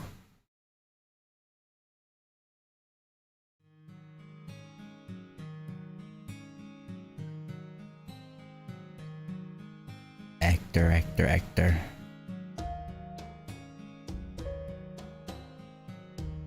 But that was easier said than done. Forget beginning my pilgrimage. I couldn't even get anyone to take me seriously.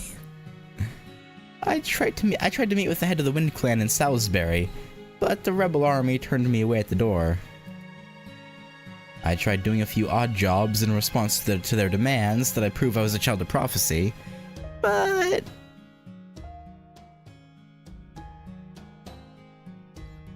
which hole in the woods did you crawl out of? Your clothes are a mess, and you've got almost no magical energy. But at least you're a decent worker. Nice job taking care of the Moors on the highway. I don't know how many centuries it'll take you, but hey, good luck saving Britain. We don't need the Child of Prophecy here anyway, girlie. We have Lady Aurora looking out for us. But the fairies are waiting for the Child of Prophecy? Don't let them fool you. They're just pretending. Fairies latch on to anything that seems like fun, or even just whatever's trendy. Nobody actually wants or believes in the Child of Prophecy. We'd all love it if Morgan went away. But her aside, we're happy with the way things are now. Goddamn fools. After being laughed off, I used my anger as fuel to take me from west to east and back again. Fooling myself into thinking that starting with smaller villages would yield better results than big cities, I went all around the forests, visiting all kinds of places. But it was no different. Everywhere I went, they laughed at me, used me, and dropped me like so much garbage. On the surface, they were all for the Child of Prophecy. But on the inside, isn't there anything more fun to do? Now I see. They all love rumors about the Child of Prophecy, but the actual child is just a big pain. I had no one to teach me, and no companions to commiserate with. Every fairy in Britain hated me the second they laid eyes on me. Since humans had no love for fairies either, all I could do was travel alone. So this is hard. Really hard. Yeah. Such is life. Consumed by depression, I decided to go to the Nameless Woods. I didn't have a particular plan in mind. I just wanted to be someone other than myself, even if only for a little while. But the curse of the Nameless Woods didn't even affect fairies from paradise. Yeah. So much for that. So I just pretended to have lost my memory and went off to the newcomer tent to sulk. But then a new fairy was carried in. Mash? She had lost her memory and was in such bad shape, both physically and mentally, that I felt like I had to help her. But most of all, I thought, if she's forgotten about the Child of Prophecy, maybe there's a chance we could be friends. And friends we are.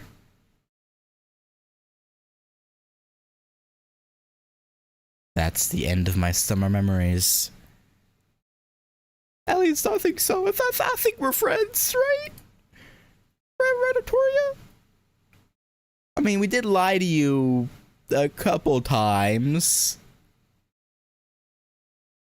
But I feel like we were more forthcoming than the majority of fairies, at the very least. Not a high bar, but... you know... better than nothing, I guess?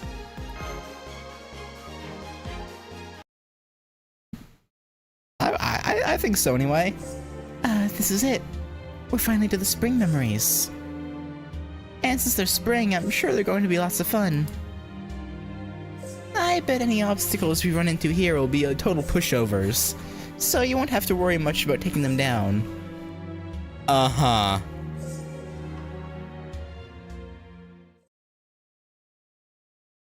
Right. I was hoping we wouldn't have to fight any more of those Moors. Me too. If those really are Rotoria's memories given physical form, then I can only imagine how painful they must be for her. Even just facing them as Moors makes me feel like my heart's being gouged out of my chest. Don't worry. That's all done with now that we're past summer. Spring memories are fun times, and fun times only. The only kinds of obstacles that I expected to see here are things like... there'll probably be Artoria herself dressed to the nines, or an enormous feast full of delicious foods. That's all well and good, but before we start fighting, there's one thing I want to clear up. You said that the Fairy of Paradise who rings all the bells of pilgrimage becomes the sacred sword itself, right? Yeah... Does that mean Artoria's gonna disappear once it's done? Yes, that's right. Creating the Sacred Sword's conceptual foundation will destroy everything she was, is, and ever will be. Didn't mean to do that. That is the Fairy of Paradise's duty, a function, and even then the Sacred Sword won't be easy to forge. Everything about her, every experience she's had, all her memories, even spirit origin, her very fate, will be used as materials to make it. It is not a sacrifice. It is an equivalent exchange. And it has to be her. It can't be anyone else. I'm pretty sure she does, but I'll ask anyway. Oh yes. She knows very well that fulfilling her duty means the end for her. That much should have been made clear to her from the beginning. I know how you all feel, but please understand. This really is the only way. She knew what would happen when she entered the spirit cavern. Yes, the situation may have forced her hand, but she's still heading to the site of selection of her own free will. Not a comforting thought, Merlin. If anything, it's more depressing. Huh? You're all here? Victoria? Wait, you're back already? That doesn't seem right. Yeah, we still haven't fought any...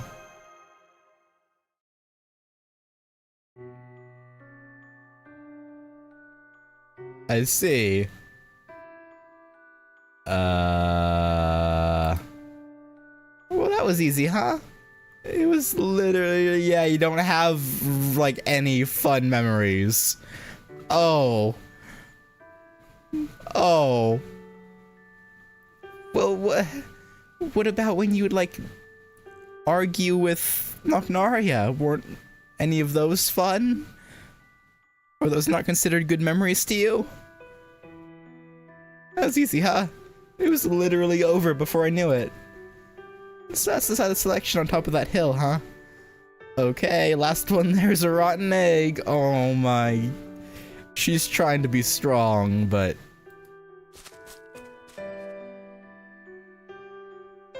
I can't believe it. All those horrible memories, and even at the end, she... I know.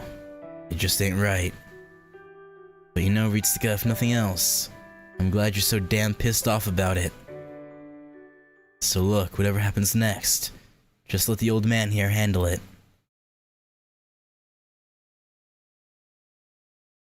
Is he gonna, like, tap into Shiro's memories and project Excalibur? Somehow, maybe? Muramasa? What do you mean by... Never mind that now. Come on, we need to run, or she really will go on ahead of us. That would be some shit. Either way, this is the end of her long journey. Let's see how this mission of hers plays out. That would... No, probably not. That'd be cool, though. I'd be down for that if we saw Muramasa just pop out Excalibur, like, oh, you want a Divine Construct sword? Here. Here you go. Take it.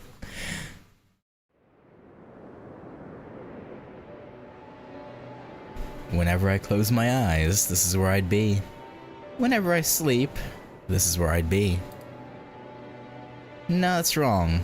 It's a lie. Whether my eyes are open or closed, whether I'm asleep or awake, this is how the world has always looked to me. The wind, the clouds, they're not really a storm. They're all people's voices. It's so awful to look at that I've put my own eye that I've put out my own eyes. It's so horrible to hear that I've plugged up my ears. But it didn't matter. Nothing banished the darkness or made the wind stop howling. This is the tainted land where I need to fulfill my duty as the Fairy of Paradise. I can't do this. I can't do this. But no one would listen no matter how loud I screamed. Besides, the wind was blowing so fiercely I couldn't even hear myself. After everything I experienced in the village and getting to know more fairies better, the storm only intensified. I have no idea which direction I should go or what I should even look for. I know how this sounds, but Queen Morgan was honestly kinda lucky. She wanted to make Britain into her own kingdom.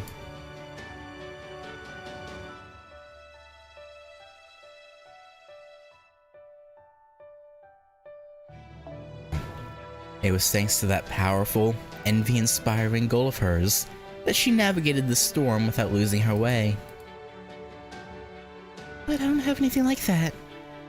Not one single thing. I hate Britain, I hate fairies, I hate humans. So how could I ever see a way through this storm? No, that's not right. I could see a way. It was shown to me when I rang the bells of pilgrimage.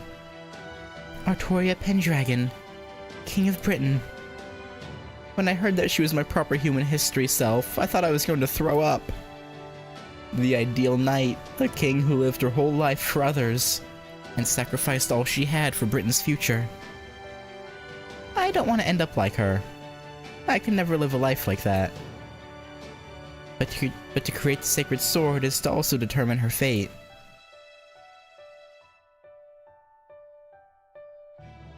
Without the sacred sword, her life would be different.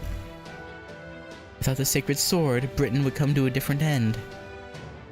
Forget this. I should just give up. Yeah, that's it.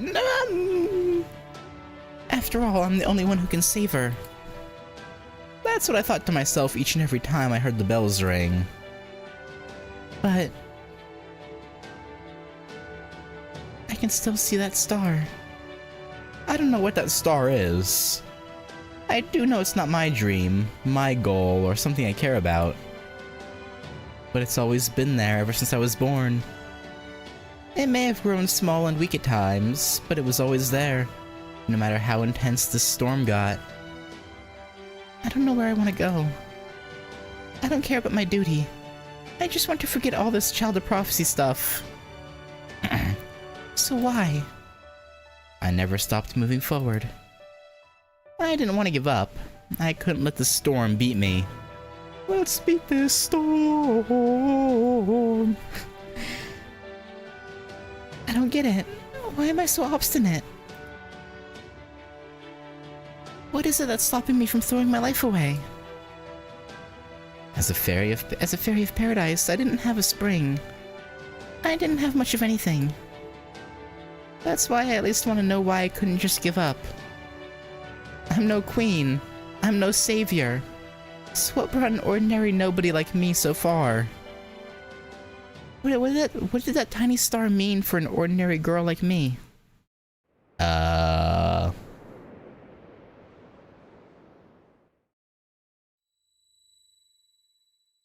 chance at happy memories? Oh.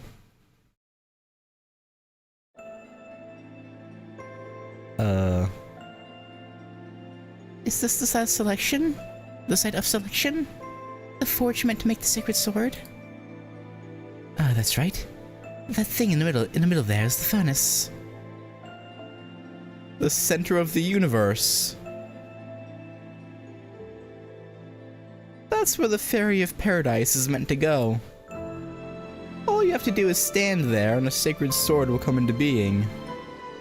Aha! And not just for this lost belt either. It'll also finally bestow you with the sacred sword, the one whose concept was wiped clean from your world. And it won't just be something a heroic spirit temporarily reproduces. It'll be a weapon capable of defeating an invader from a foreign world for the humans of this time period.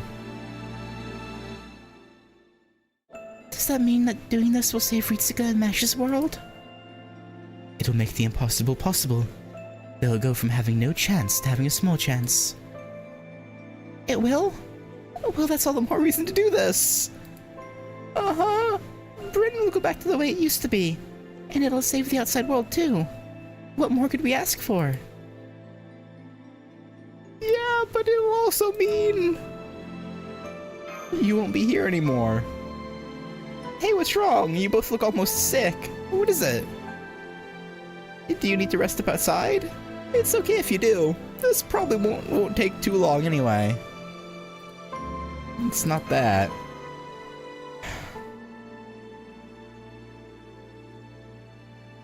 Yes, that's right.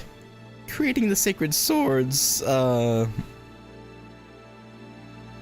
conceptual foundation will destroy everything she was, is, and ever will be.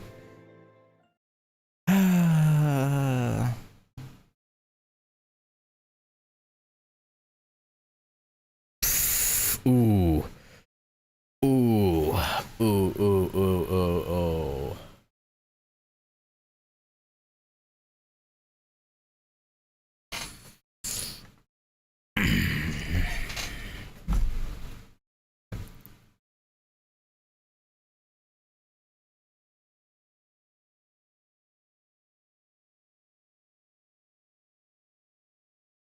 I feel like Ritsuka is the type to say something. I don't think they could hold their tongue.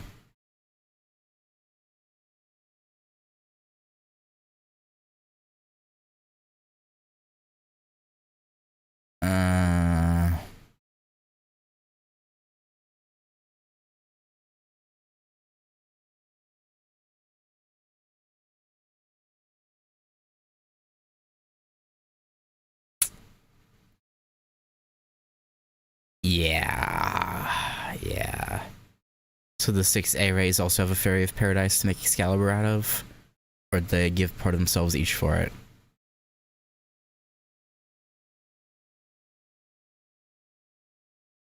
Probably a part of themselves each.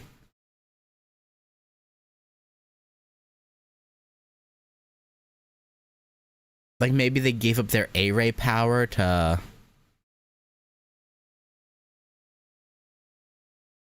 like forge it. Like they put their... so they just become like regular fairies or something? I don't know.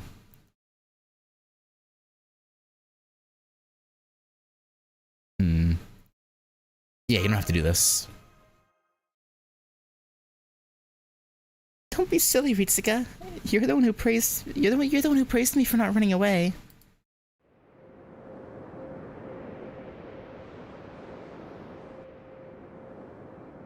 Okay, here goes. Muramasa, if you're gonna do something, do it now, please. Muramasa, any moment now.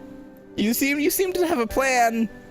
So if you would do something about it, that would be great. Oh, since I won't have another chance to say this, I need to get something off my chest. I hated every minute of my life. Oh, everything about it. Humans, fairies, Britain, my duty, everything. Understandable, to be honest. I can't blame you. Fighting is terrifying. Hatred is exhausting. I would have been so much happier just living a normal life. Yeah. Heard that one before. But I knew how much saying that would disappoint everyone, so I just had to act like a good, dutiful child of prophecy. And that made our journey together a balancing act for me. A hard one. Every time I thought, well, I somehow hung on this time, but I'm sure I'll give up next time. Honestly, no one's more shocked than me that I made it this far. Muramasa! You son of a bitch, do something! Forging the sacred sword means erasing Fairy Britain from existence. I'll never really love fairies or humans, but I could always see the wish they held in their hearts. Every one of the fairies was suffering inside. They all wished for salvation. Even if they're sinners, even if they're just getting what they deserve, I can't believe they brought this on themselves. Because hey, we're all the same. Lies of omission and outright deception are just parts of life. And even under all those lies, everyone truly wished to be saved. I swear, I really wish they would cut that kind of stuff out. It was really hard walking this Avalon path. Sometimes I just wanted to shout, "Can't someone cut me some frickin' slack?" But looking back now, I'm glad. My life wasn't all bad after all. Until now, standing here, I didn't think there was a way I, of all people, could save the world. That someone like me can never be allowed to end their world. I mean, it's not fair to decide a world's fate when you don't even like the world, right? I guess. Right. But you're still going to do it anyway, huh? Yeah, I am. I'm going to fulfill my duty here. And the crazy thing is, even I don't know why. It's probably for some silly, selfish reason. Something no one else could ever understand. You know, I bet it's the same sort of thing that kept you going in the Garden of Lost Will, Ritsuka.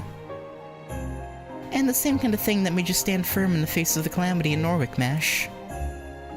I'm not doing this for anyone else. I'm doing this for me. I'm not even doing it because it's right.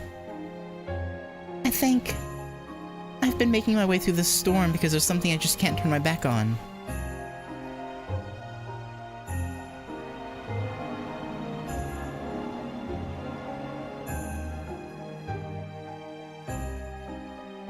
Mm-mm. Mm-mm. Mm-mm. Mm-mm. My fingertips dissolve first. I can feel the contours of my entire body fading away.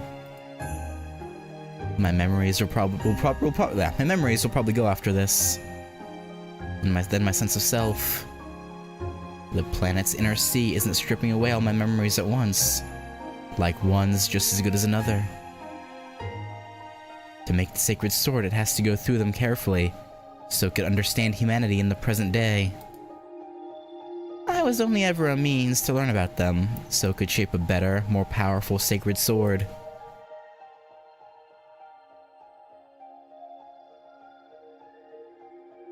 Yeah, you hopefully it uses more of the good memories. The few that you have.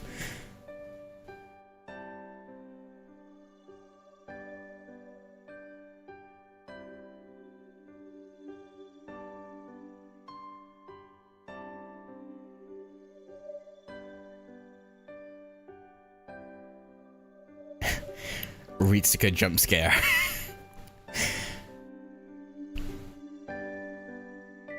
Good. This should make me into a good sword. A sword bright like the star I saw in that storm.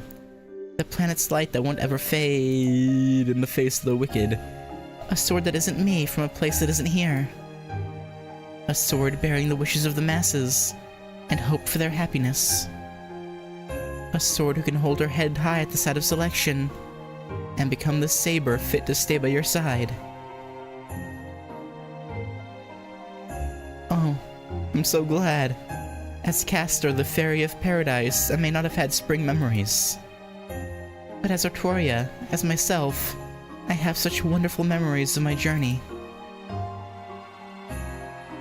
My body is gone now. By creating the sacred sword, I'll finally fulfill my duty as the Fairy of Paradise, the Avalon the Fae. My journey as Castor will come to an end. And that's okay. I didn't come this far because I was afraid to die. Still, I wish I could have found out what that light was. The light I've seen all my life. The light that's seen me all my life. Wanting to know what it was and being determined not to give up until I found out is what's kept me going all this time. I thought I'd find out somewhere on my pilgrimage, but I never did. That's the one regret. Yeah? Can't end things just yet then, can you? My boy! I don't know what you're planning to do, but god damn it, do it! Can't end things yet, can ya? Huh? What are you doing here? What do you mean, what am I doing here? Who the hell else is gonna forge the sword?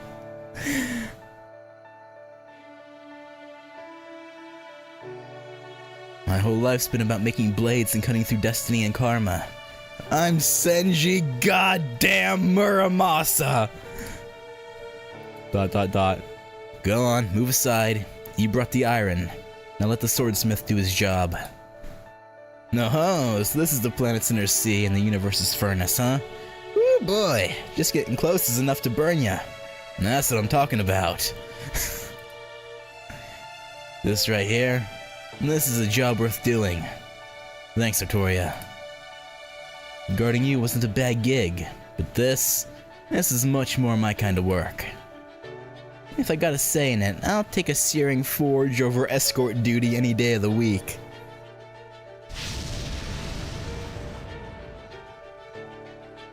Here we go. The totally not unlimited blade works. No, you can't. Thank you so much, but you can't do this. It'll burn you to ash. Fine by me. Swordsmiths were born to pound iron. If I can do that in the God's own domain, that's worth burning my life away. Besides, the smithy's supposed to be hot, so I ain't gonna stop pounding for nothing. Not even if my whole spirit origin burns up. I think it's burning up. There goes an arm. There we go. It's coming along nicely. Basic shape's all set. Now we've just got to temper it.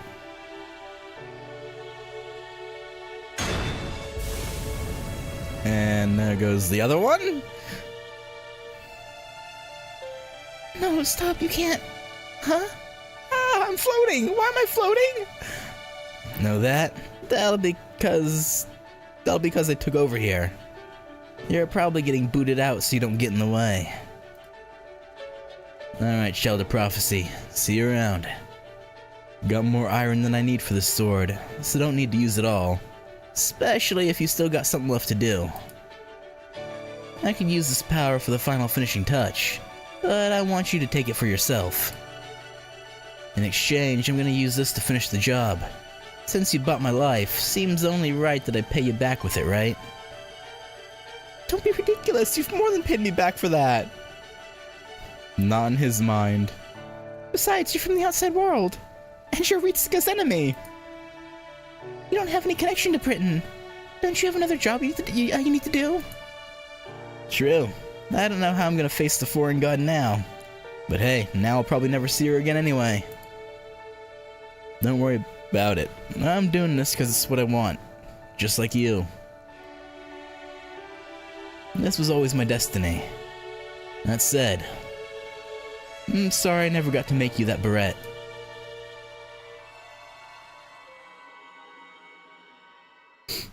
His body really has become a made of sword. Or the sword is made of his body in this case, I suppose.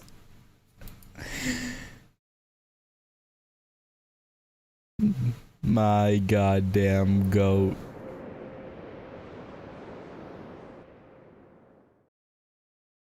The Brett's probably what Castoria saw in the Drake River. Yeah.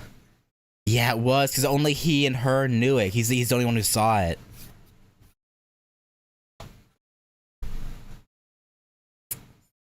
Victoria. Oh, don't worry. She's kind of fine. Sort of. Something like that. Her spirit origin signal is gone. Victoria. Are we not are they not questioning where Muramasa is? Did they not see him step into the light? Or anything? Okay. Victoria, I know the sacred sword had to be made, but did it really have to be? I know, right? They had to be able to come up with a better way. It's just so inefficient, not to mention inhumane. But I guess it's probably too much to ask for a planet's soul. That's basically what the inner sea is, to think humanely. ...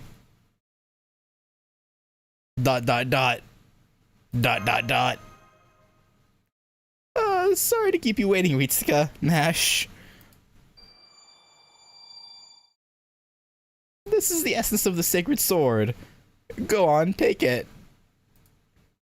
I'm sure Da Vinci and the other people at Chaldea will be able to use this as a base for a powerful offensive spell. I wish I could have given you Excalibur itself, but I'm afraid things didn't work out that way.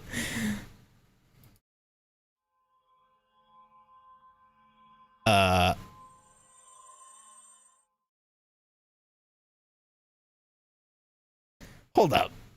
What the hell going on? You mean, how did she come back? I'm as surprised as you are. I really thought the Forge would just be turning out a new Excalibur specifically for Chaldea's use. Hang on. Where is the ginger? I see. So there was someone who gave her a tiny reprieve. I can't believe the old man's gone. Now I see. It wasn't Artoria's spirit origin that disappeared. It was actually Muramasa. He always did refuse to compromise on his work. Yes. The heroic spirit Senji Muramasa sacrificed himself for what he believed in. The only reason I'm standing here now is because he insisted on performing the finishing touches himself. Now that the sacred sword's been delivered to the planet's inner sea, the premise behind this lost belt's been overturned. In time, it will be gently pruned away as though it never existed. But before that happens, there's something you need to do. Yeah. Fairy Britain, the lost world made by the traitorous Morgan, is not part of this lost belt. As such, the calamity it created is not subject to the pruning theoretical phenomenon, so we gotta beat some calamitous ass before the outside world gets exposed. Right. It represents a threat to humanity that you must defeat yourselves. There's something different about you now, but I'm glad you're safe and sound. Yeah, she's been enlightened. Welcome back, Artoria. Thanks, Ritsuka. I'm back as the custodian of the sacred sword and stronger than ever. True. No matter how you slice it, you've definitely powered up. And wait, that magecraft theory. Instead of hero creation, you have sacred sword creation. No fair. How did you get a skill like that? Are you out to steal my thunder or something? Alright, Merlin, that's enough of that. Just ignore him. It's too bad Foe isn't here right now. Alright, I know we both have different roles to play, so I'll take this as a win and move on. The heroic spirit protected her, and she still lives as a result. This too is fate. The sacred sword has been forged. He's like, damn, this reminds me of that other timeline. It's been forged, and this is the moment a planet is born. A planet. I think I said plant. The child of prophecy fulfilled her duty, aided by the foreign mage. So now it's my turn to help. I'm going to do a small-scale restoration on Britain to the way it was before things turned completely hopeless. Specifically, I'm going to turn back the clock on Kernanos, at least a little bit.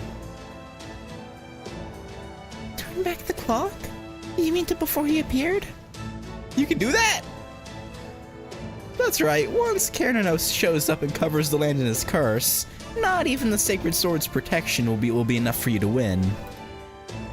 So I'm gonna have him go back in time by, let's say 2 hours. See, I suspected something like this might happen, so I've kept the entire pit in a dream. Once I have Kernanos wake up, it'll be as though the events of that dream, that is, everything that took place there over the last 2 hours, never happened. Whenever Merlin's involved, there's always some bullshit. But, you know, I'll accept it this, I guess, what, 3rd time now?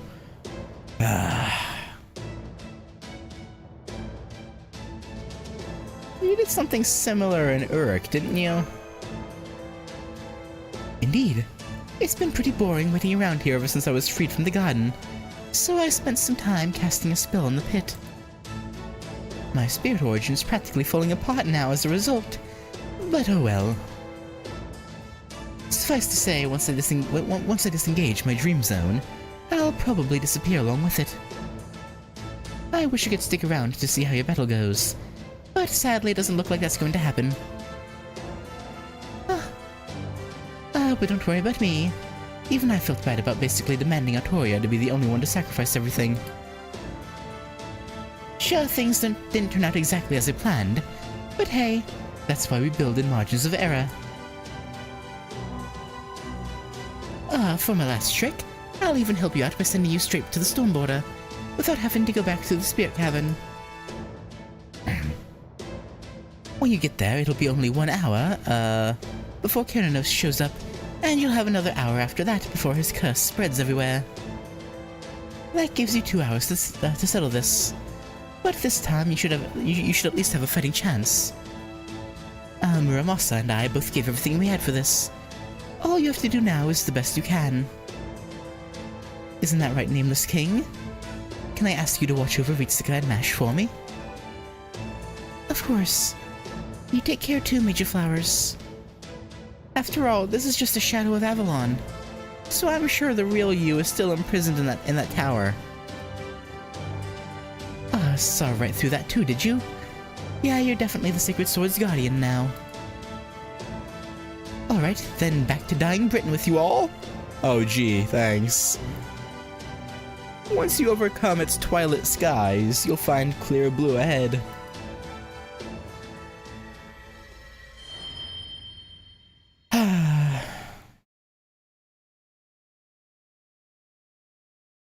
No? Good. I got them back safely. I'm glad I made it before I ran out of time.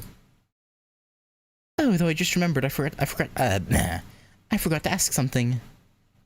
I've been following the Chaldean Stargaze's journey with my clairvoyance as much as possible.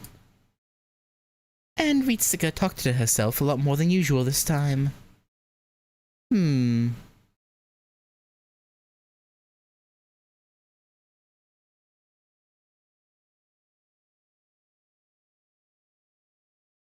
I wonder what that was all about.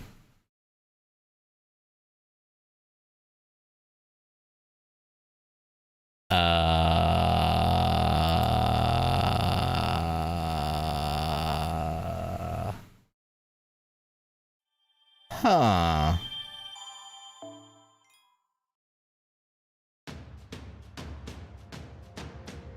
Interesting.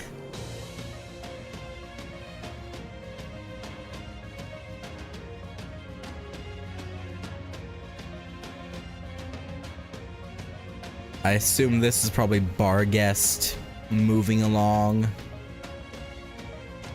Probably this extra fiery zone.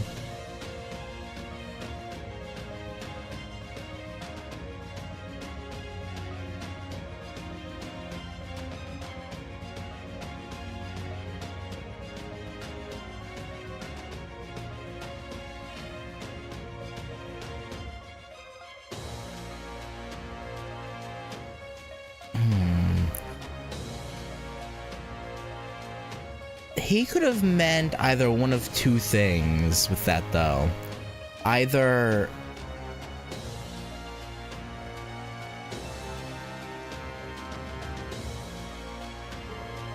he couldn't see Oberon for some reason, which would be interesting, or he was being literal in that we actually, like, because in this Lost Belt, I would say we did talk to ourselves an above average amount.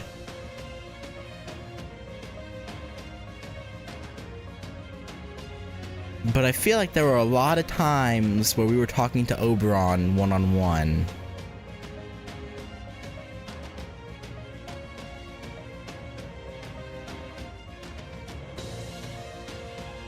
That maybe for some reason Merlin couldn't see.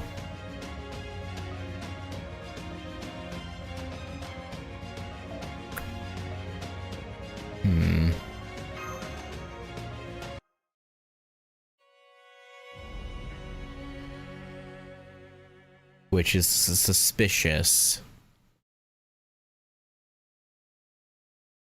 Maybe I'm overthinking it. British airspace. 2 hours after the demonic dog's appearance. That giant demonic beast. I see. So that's the Black Dog's king. A magical energy eater who feasts on smoke and lightning.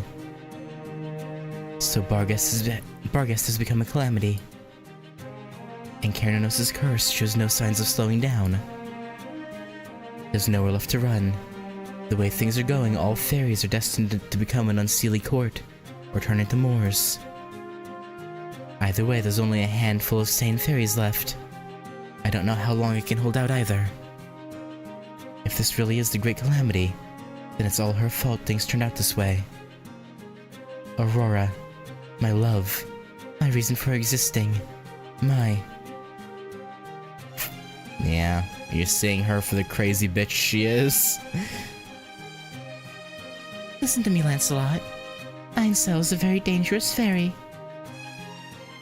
She always makes such nonsensical prophecies, and nobody has any clue about her clan's true nature. Who knows what she might do if she catches everyone's attention and becomes the talk of all Britain. Remember, the Mirror Clan took in the Fairy of Paradise, just like the Rain Clan once did.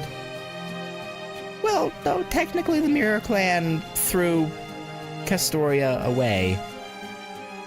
But, okay. It's terribly irresponsible of her to make a prophecy like that now. Especially when the Great Calamity could happen at any time. Why, it couldn't be a more obvious revolt against Queen Morgan.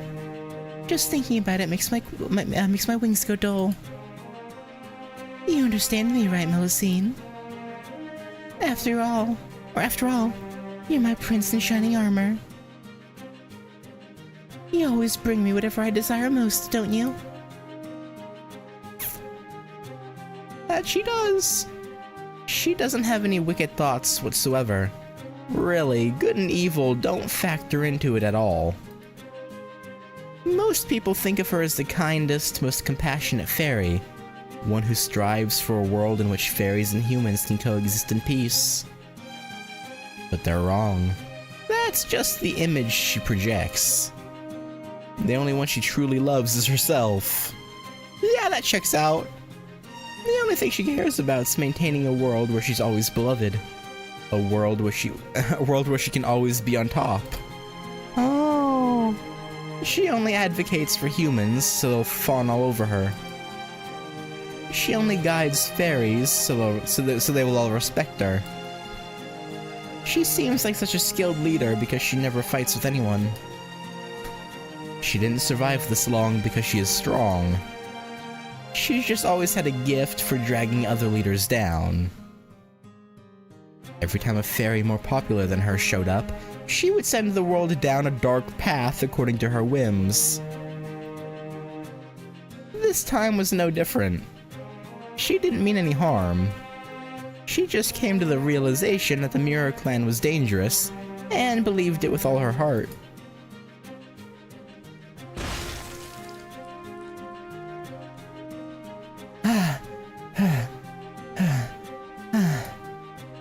So I killed them, just like she wanted. It was clear beyond any doubt that the Mirror Clan had done nothing wrong. But I still had to kill them, or Aurora really would have withered away. As a fairy, Aurora's true skill is to completely convince herself of things that always work out in her favor. That's why she's neither good nor evil. The reason she never lost her radiance over the 3,000 years of her life is that her self-esteem's not of this world. Old lady. 3,000 years old.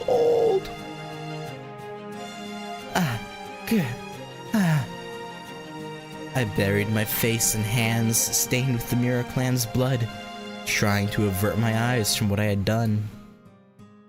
I had no right to ask their forgiveness, or even to apologize. I knew what kind of person Aurora was, and I still put her radiance first. Because I care about her more than I do... Or I care more about her than I do all the other fairies of Britain. Aurora didn't do anything wrong. I'm the only wicked creature here.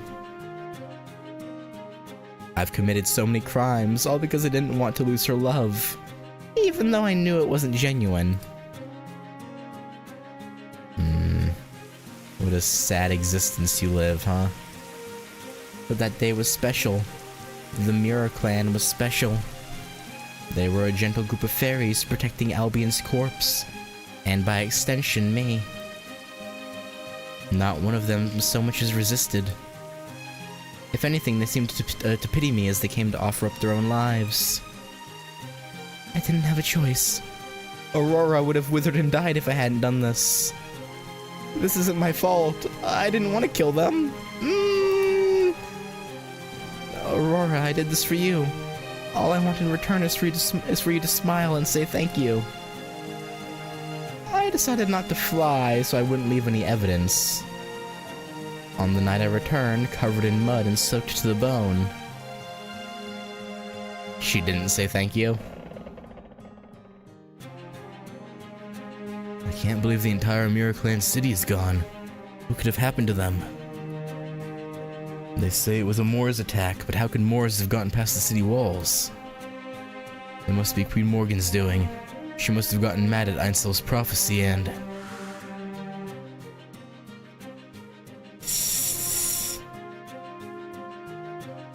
Don't be ridiculous. Queen Morgan's nothing if not prudent. She would never do anything like that. She valued the Mirror Clan's prophecies more than anyone. And Einsel was a wonderful clan leader who only ever wanted what was best for Britain.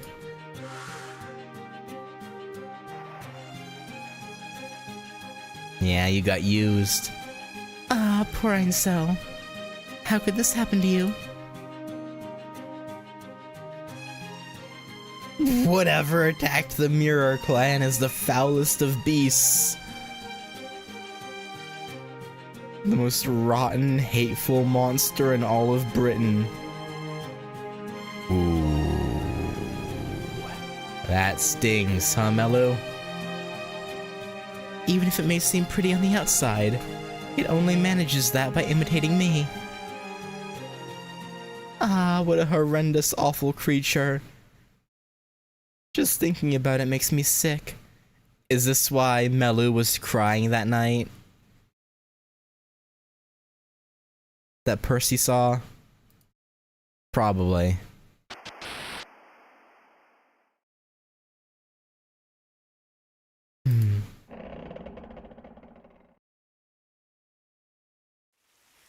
Yep, there it is. It was a miracle. It really was. Back in that dark bog when I was still just a pulsing lump of flesh, she took me in her arms and cradled me like I was the most important thing in the world. Hello there, darling one. Or perhaps I should say good morning. My name is Aurora. What's yours? In that moment, I gained both mind and body. I knew what it was to feel and to admire. I knew what it was to love someone so deeply it could never be shaken. But, of course, that's just who she is. That's just who she is. You don't even believe that anymore, do you? I know why she cradled me in her arms back then. I know that she doesn't actually love me. But even so, I still love you, Aurora. Yeah.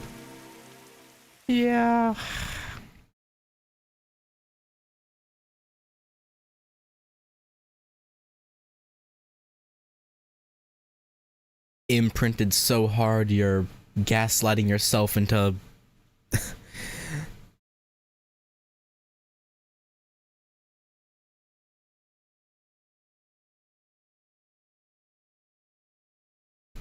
into her service. That's right, I can maintain this form as long as I have these feelings. Even without Queen Morgan's gifted name, I can still remain myself as long as Aurora's around. Without her, I'd probably return to my original form. To who I became when I bore the hatred of all the northern fairies who were killed in the War of Spring 8,000 years ago. I'm going to go to Salisbury. If Britain really is about to end, I want to spend my final moments as her knight. Will you be welcomed there, though, is the real question. Ill them. Ill the northern fairies. They're the invaders who brought the calamities upon us.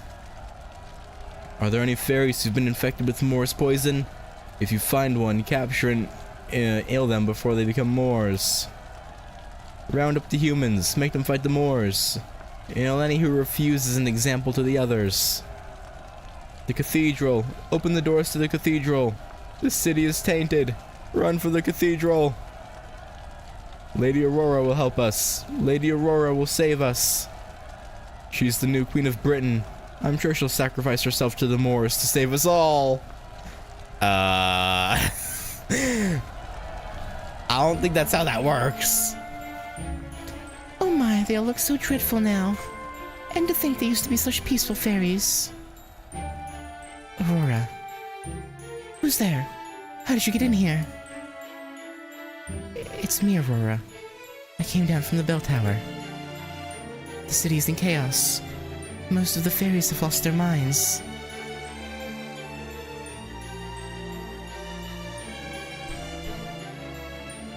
It's only a matter of time until they storm the cathedral.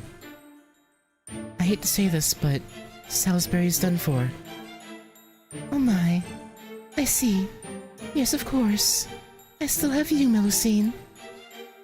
Thank goodness you're alright. You are, aren't you? Oh, but of course you are. You're the strongest Tamlin in all of Britain. You never get injured or degrade, no matter what.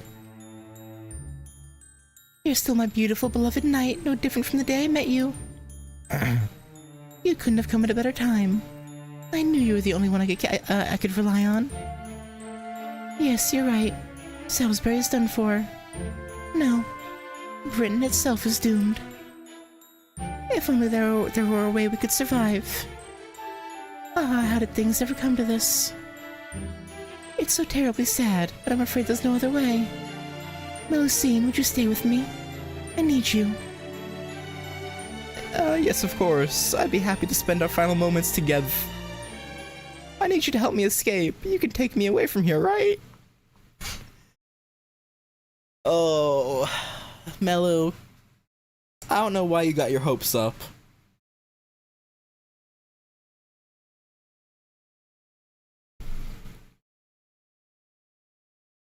Damn! That expression, though.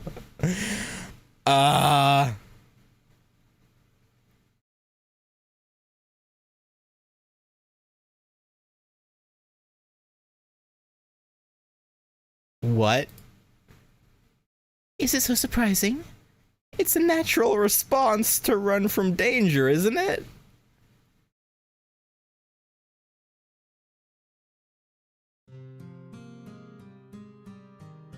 Not in this case. You're just not bothering to think again. Where would you run to, Aurora?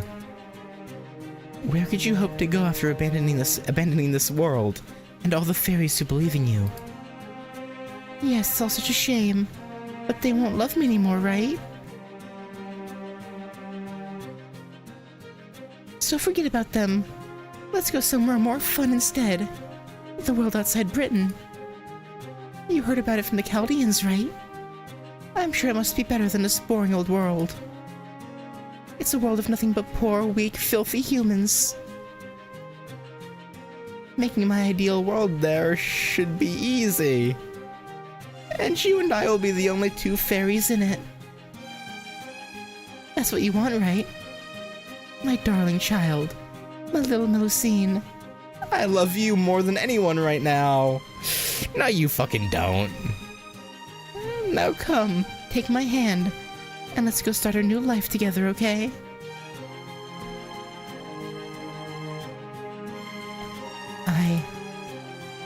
You're right. That is what I want. But if we did that, you'd probably just do the same things to that world that you've done to this one. All while telling yourself you're not aware of what you're doing. Your entire purpose is to be loved more than anyone else. Melusine? What are you talking about? Where's Coral? I don't see her anywhere. Coral? Oh, right, Coral. I turned her into a caterpillar because she was getting on my nerves. Then I accidentally stepped on her. Accidentally. Uh-huh.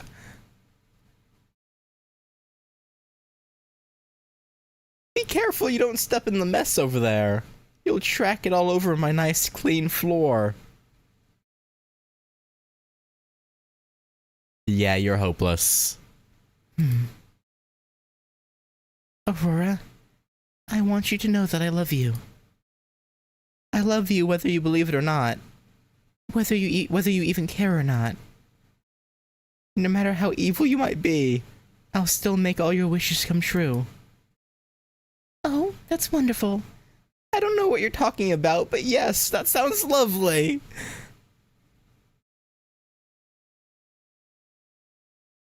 Then come on, let's go to the outside world. I'm sure we'll have such a wonderful time there.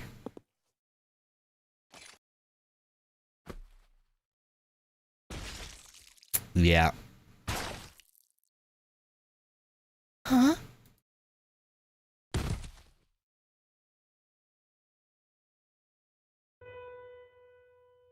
Don't you see? That would never happen.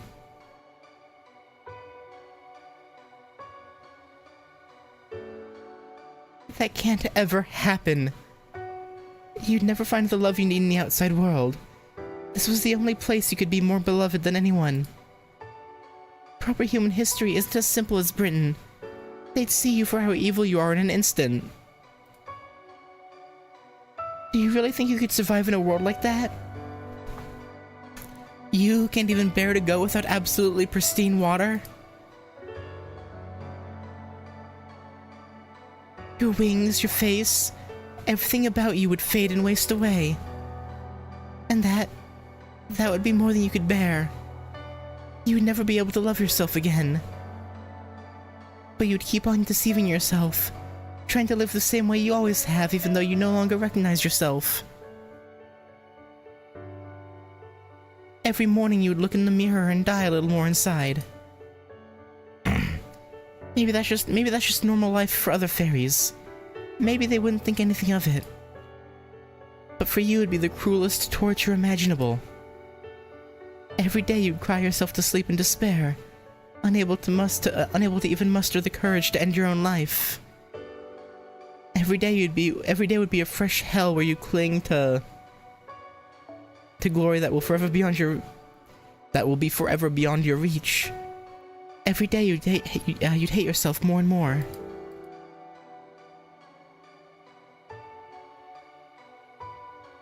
And that would just be... What are you saying, Melusine? What an awful fake fairy you are.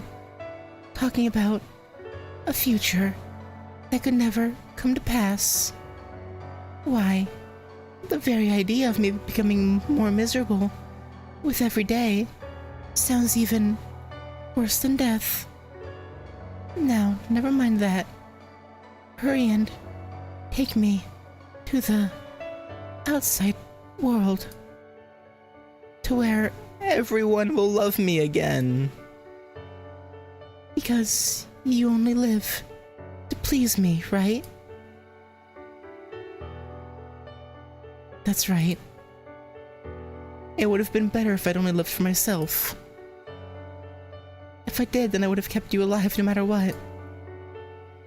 Without you, I'll just go back to being a hunk of flesh. But I can only live to please you. And that's why I can't take you to a place that would be pure hell for you.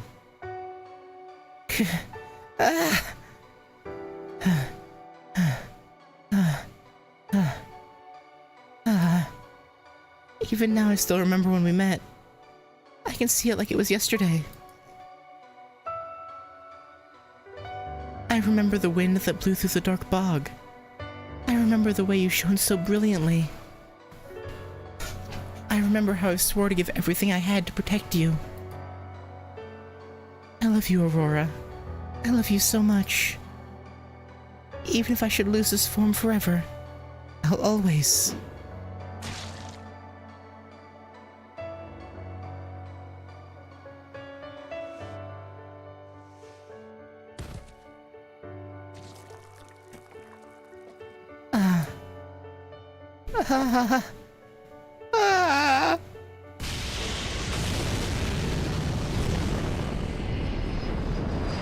Aurora Moors? Or...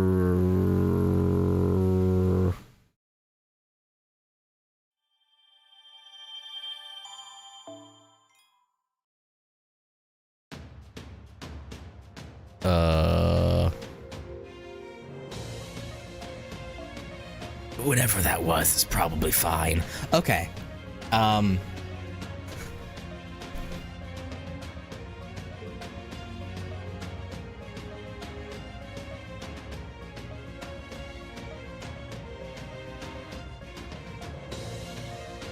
I'm not looking forward to whatever that was. Whether that was Aurora or that was something with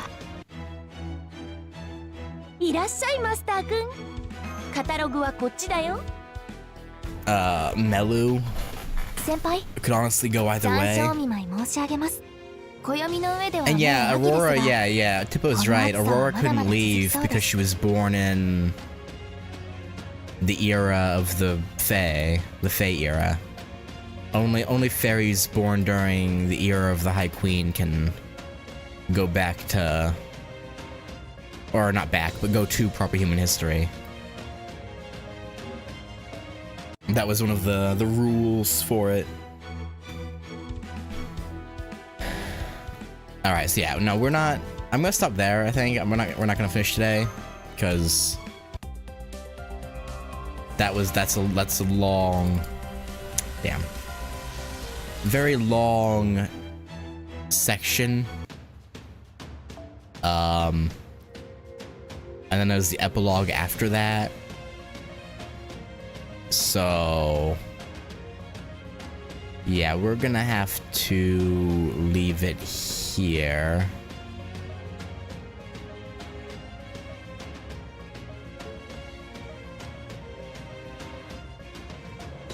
And I guess 2-3 streams depending on the length, I'd guess.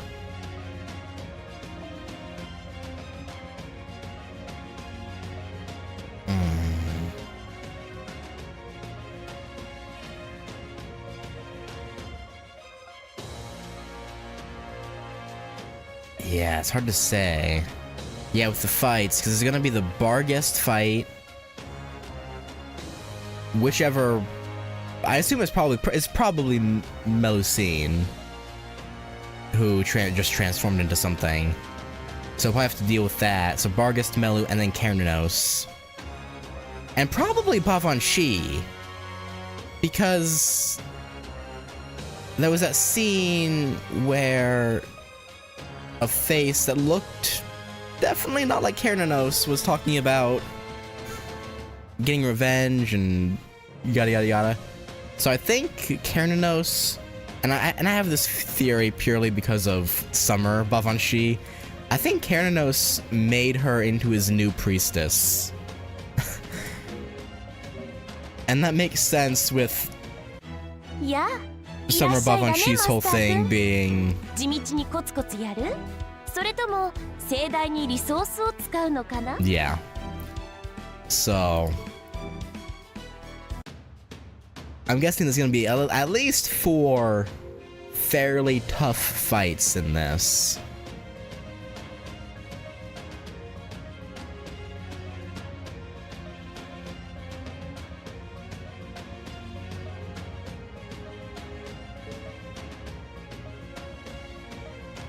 So I'm hoping I can finish it the next time, but there's a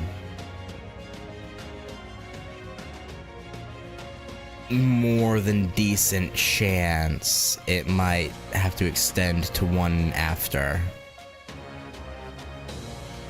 We'll see.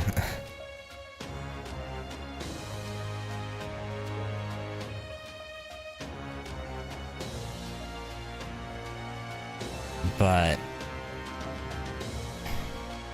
yeah, I'm surprised the planet's inner sea forge even accepted Muramasa being there.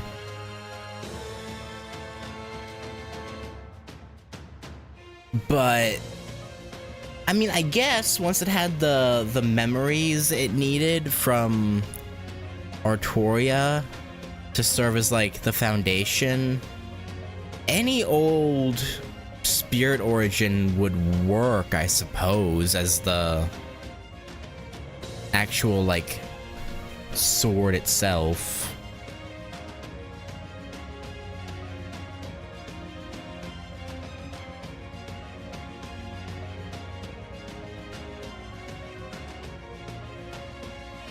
But I'm just surprised it even let him in. Muramasa does contain divine spirits. Yeah.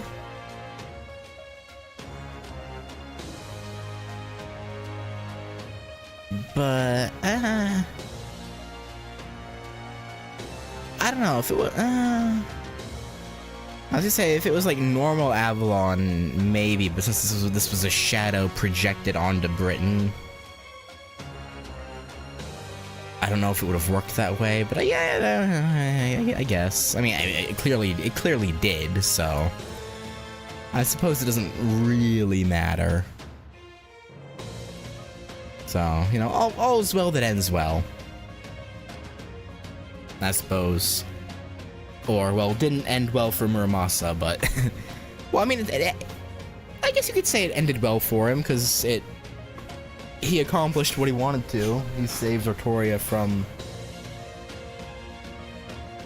turning into a sword. Fully.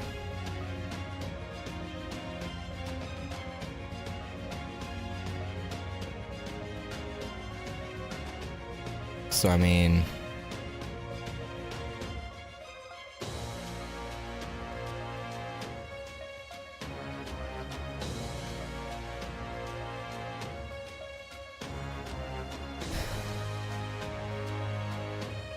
you know, if it works, it works.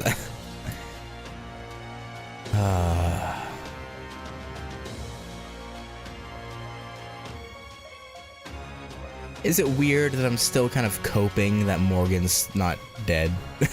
I'm still coping that she's gonna pop back up. Like, she's gotta, right?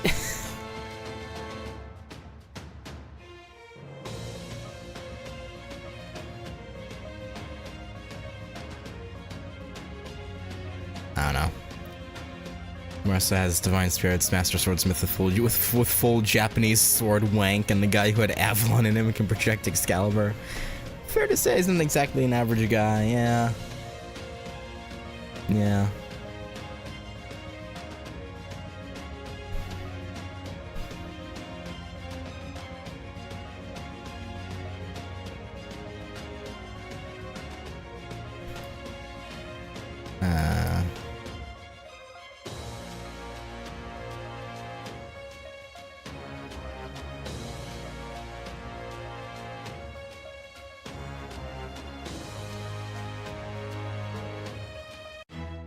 Who knows? Ultimately, all that matters is the result, right?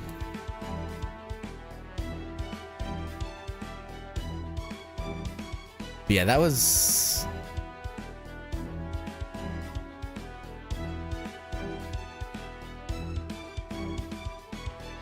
depressing. Like, we'd seen instances, like flashes of, like, yeah, she wasn't treated super well. Especially in, like, the later, like, half of things back at Tintagel, but seeing it...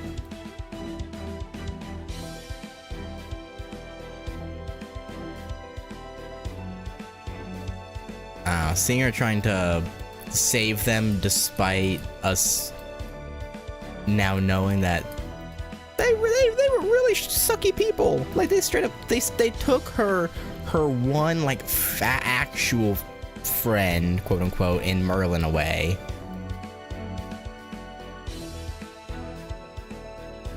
Because she was happy? Like...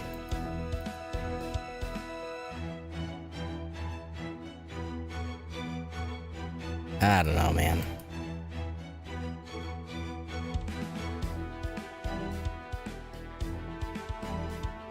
I feel like these fairies are just... I mean that's the whole point of the Lost Belt, isn't it?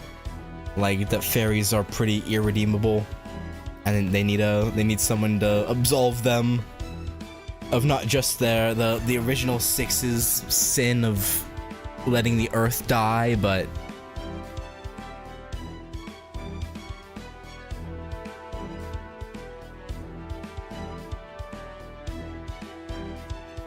all the sins their people have committed since. But they really are just fucking hopeless. Like they can't do a single goddamn thing right, even when it would help them. There are still decent fairies, just not a lot. You got not Hector, Totodrot, Habitrot.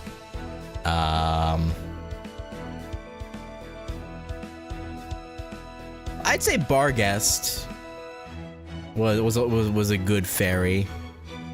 It was unfortunate what her ultimate fate was meant to be. But the fact that she fought it for so long proves, I feel like proves she's a good fairy. Ainsel Gareth. Probably all of the Mirror Clan, to be honest. Given what we just saw of Melu's destruction of the Mirror Clan village.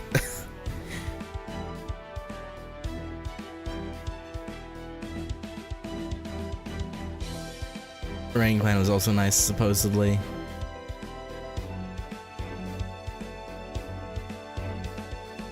Yeah.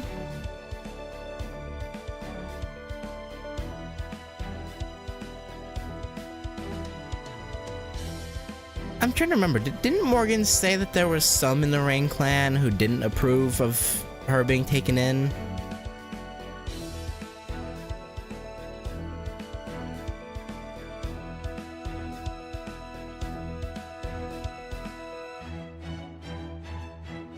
So it's hard to say they were all... Maybe not, I don't know. Even Woodwose is mostly decent. Yeah, unironically. Of the clan heads, he was actually the nicest guy.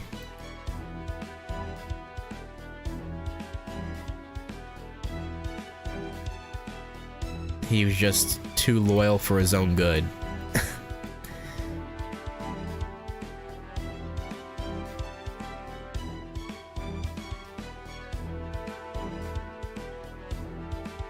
Like, literally, Spriggan's a piece of garbage. Aurora was fucking crazy.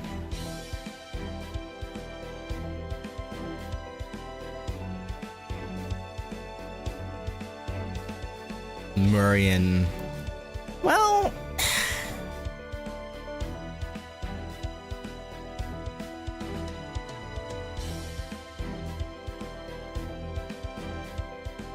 Murian I'm torn on. Spriggan wasn't a fairy, he doesn't count. Fair enough. Yeah.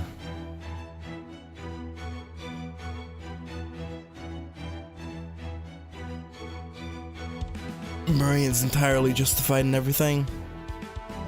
Yeah, my one gripe with her is that she was gonna try and get Nocnaria to, like, fight against us and not give us a Rongominiad, but her reasoning was also fair. Like, the Rongominiads are theirs, and they needed them for dealing with Kernanos. So she's really... I feel like that's also justified, her not being willing to...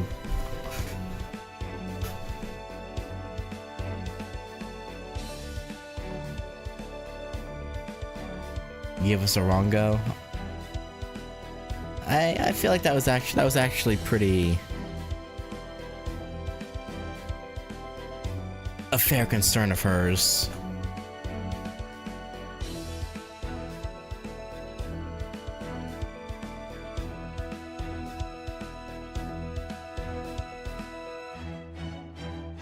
But...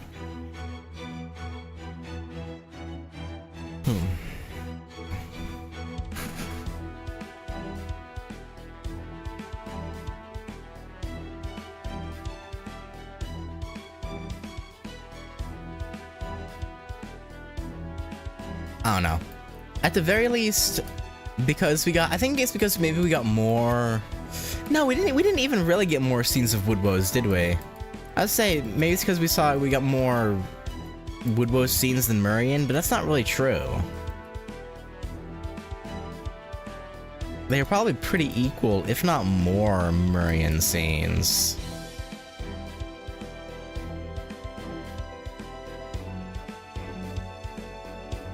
I think maybe it's because a lot of the scenes of Woodwoes were him getting toyed around with by like Aurora and being heartbroken over fearing that he was abandoned by the queen he had been loyal to for 1,000 years.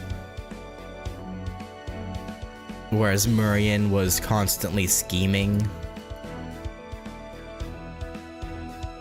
Maybe that's the difference in perception, is Woodwoes just seems more tragic than Murian was. Which isn't fair, because her people were wiped out. So that's not really fair, I guess, but...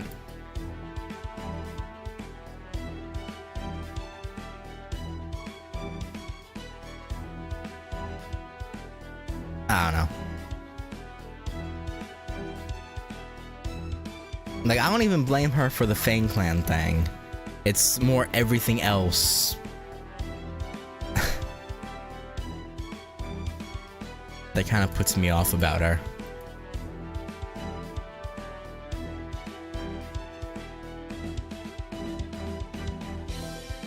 But anyway, I don't know. I guess we'll call it there. And yeah, hopefully next time I can clear this entire section. We'll see though.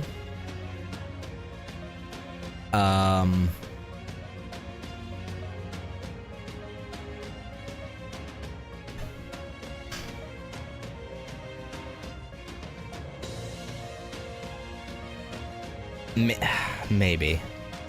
It'll depend on how hard the fights actually are. Cause like, I feel like I should probably be okay if I actually build good teams for the fights. Like, I might have to break into my like pure prism. I don't have a lot of pure prisms. I only have 100, which ultimately really isn't a lot. But I might have to break them out and like finish leveling Merlin's skills. I have to buy like forbidden pages and caster, secret gems and whatnot. I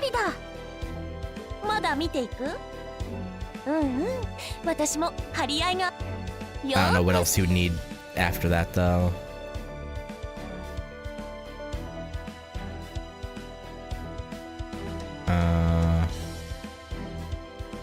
Yeah, a bunch of secret gems a caster. Which that alone would eat into like all my pure prisms, I think.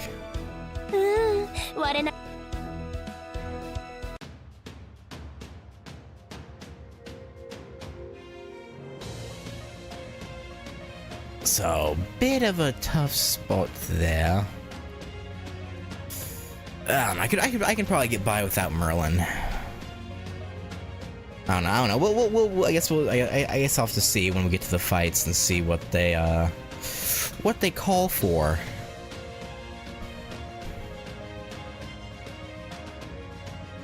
But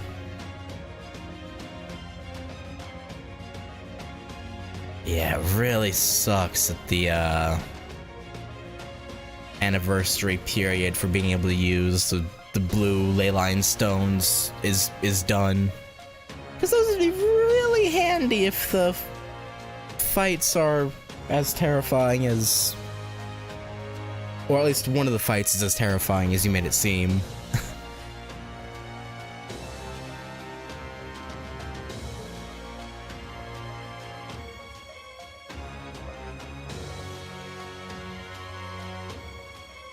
I'd rather not burn SQ if I don't have to, but... We'll see. It may end up being a last resort kind of deal.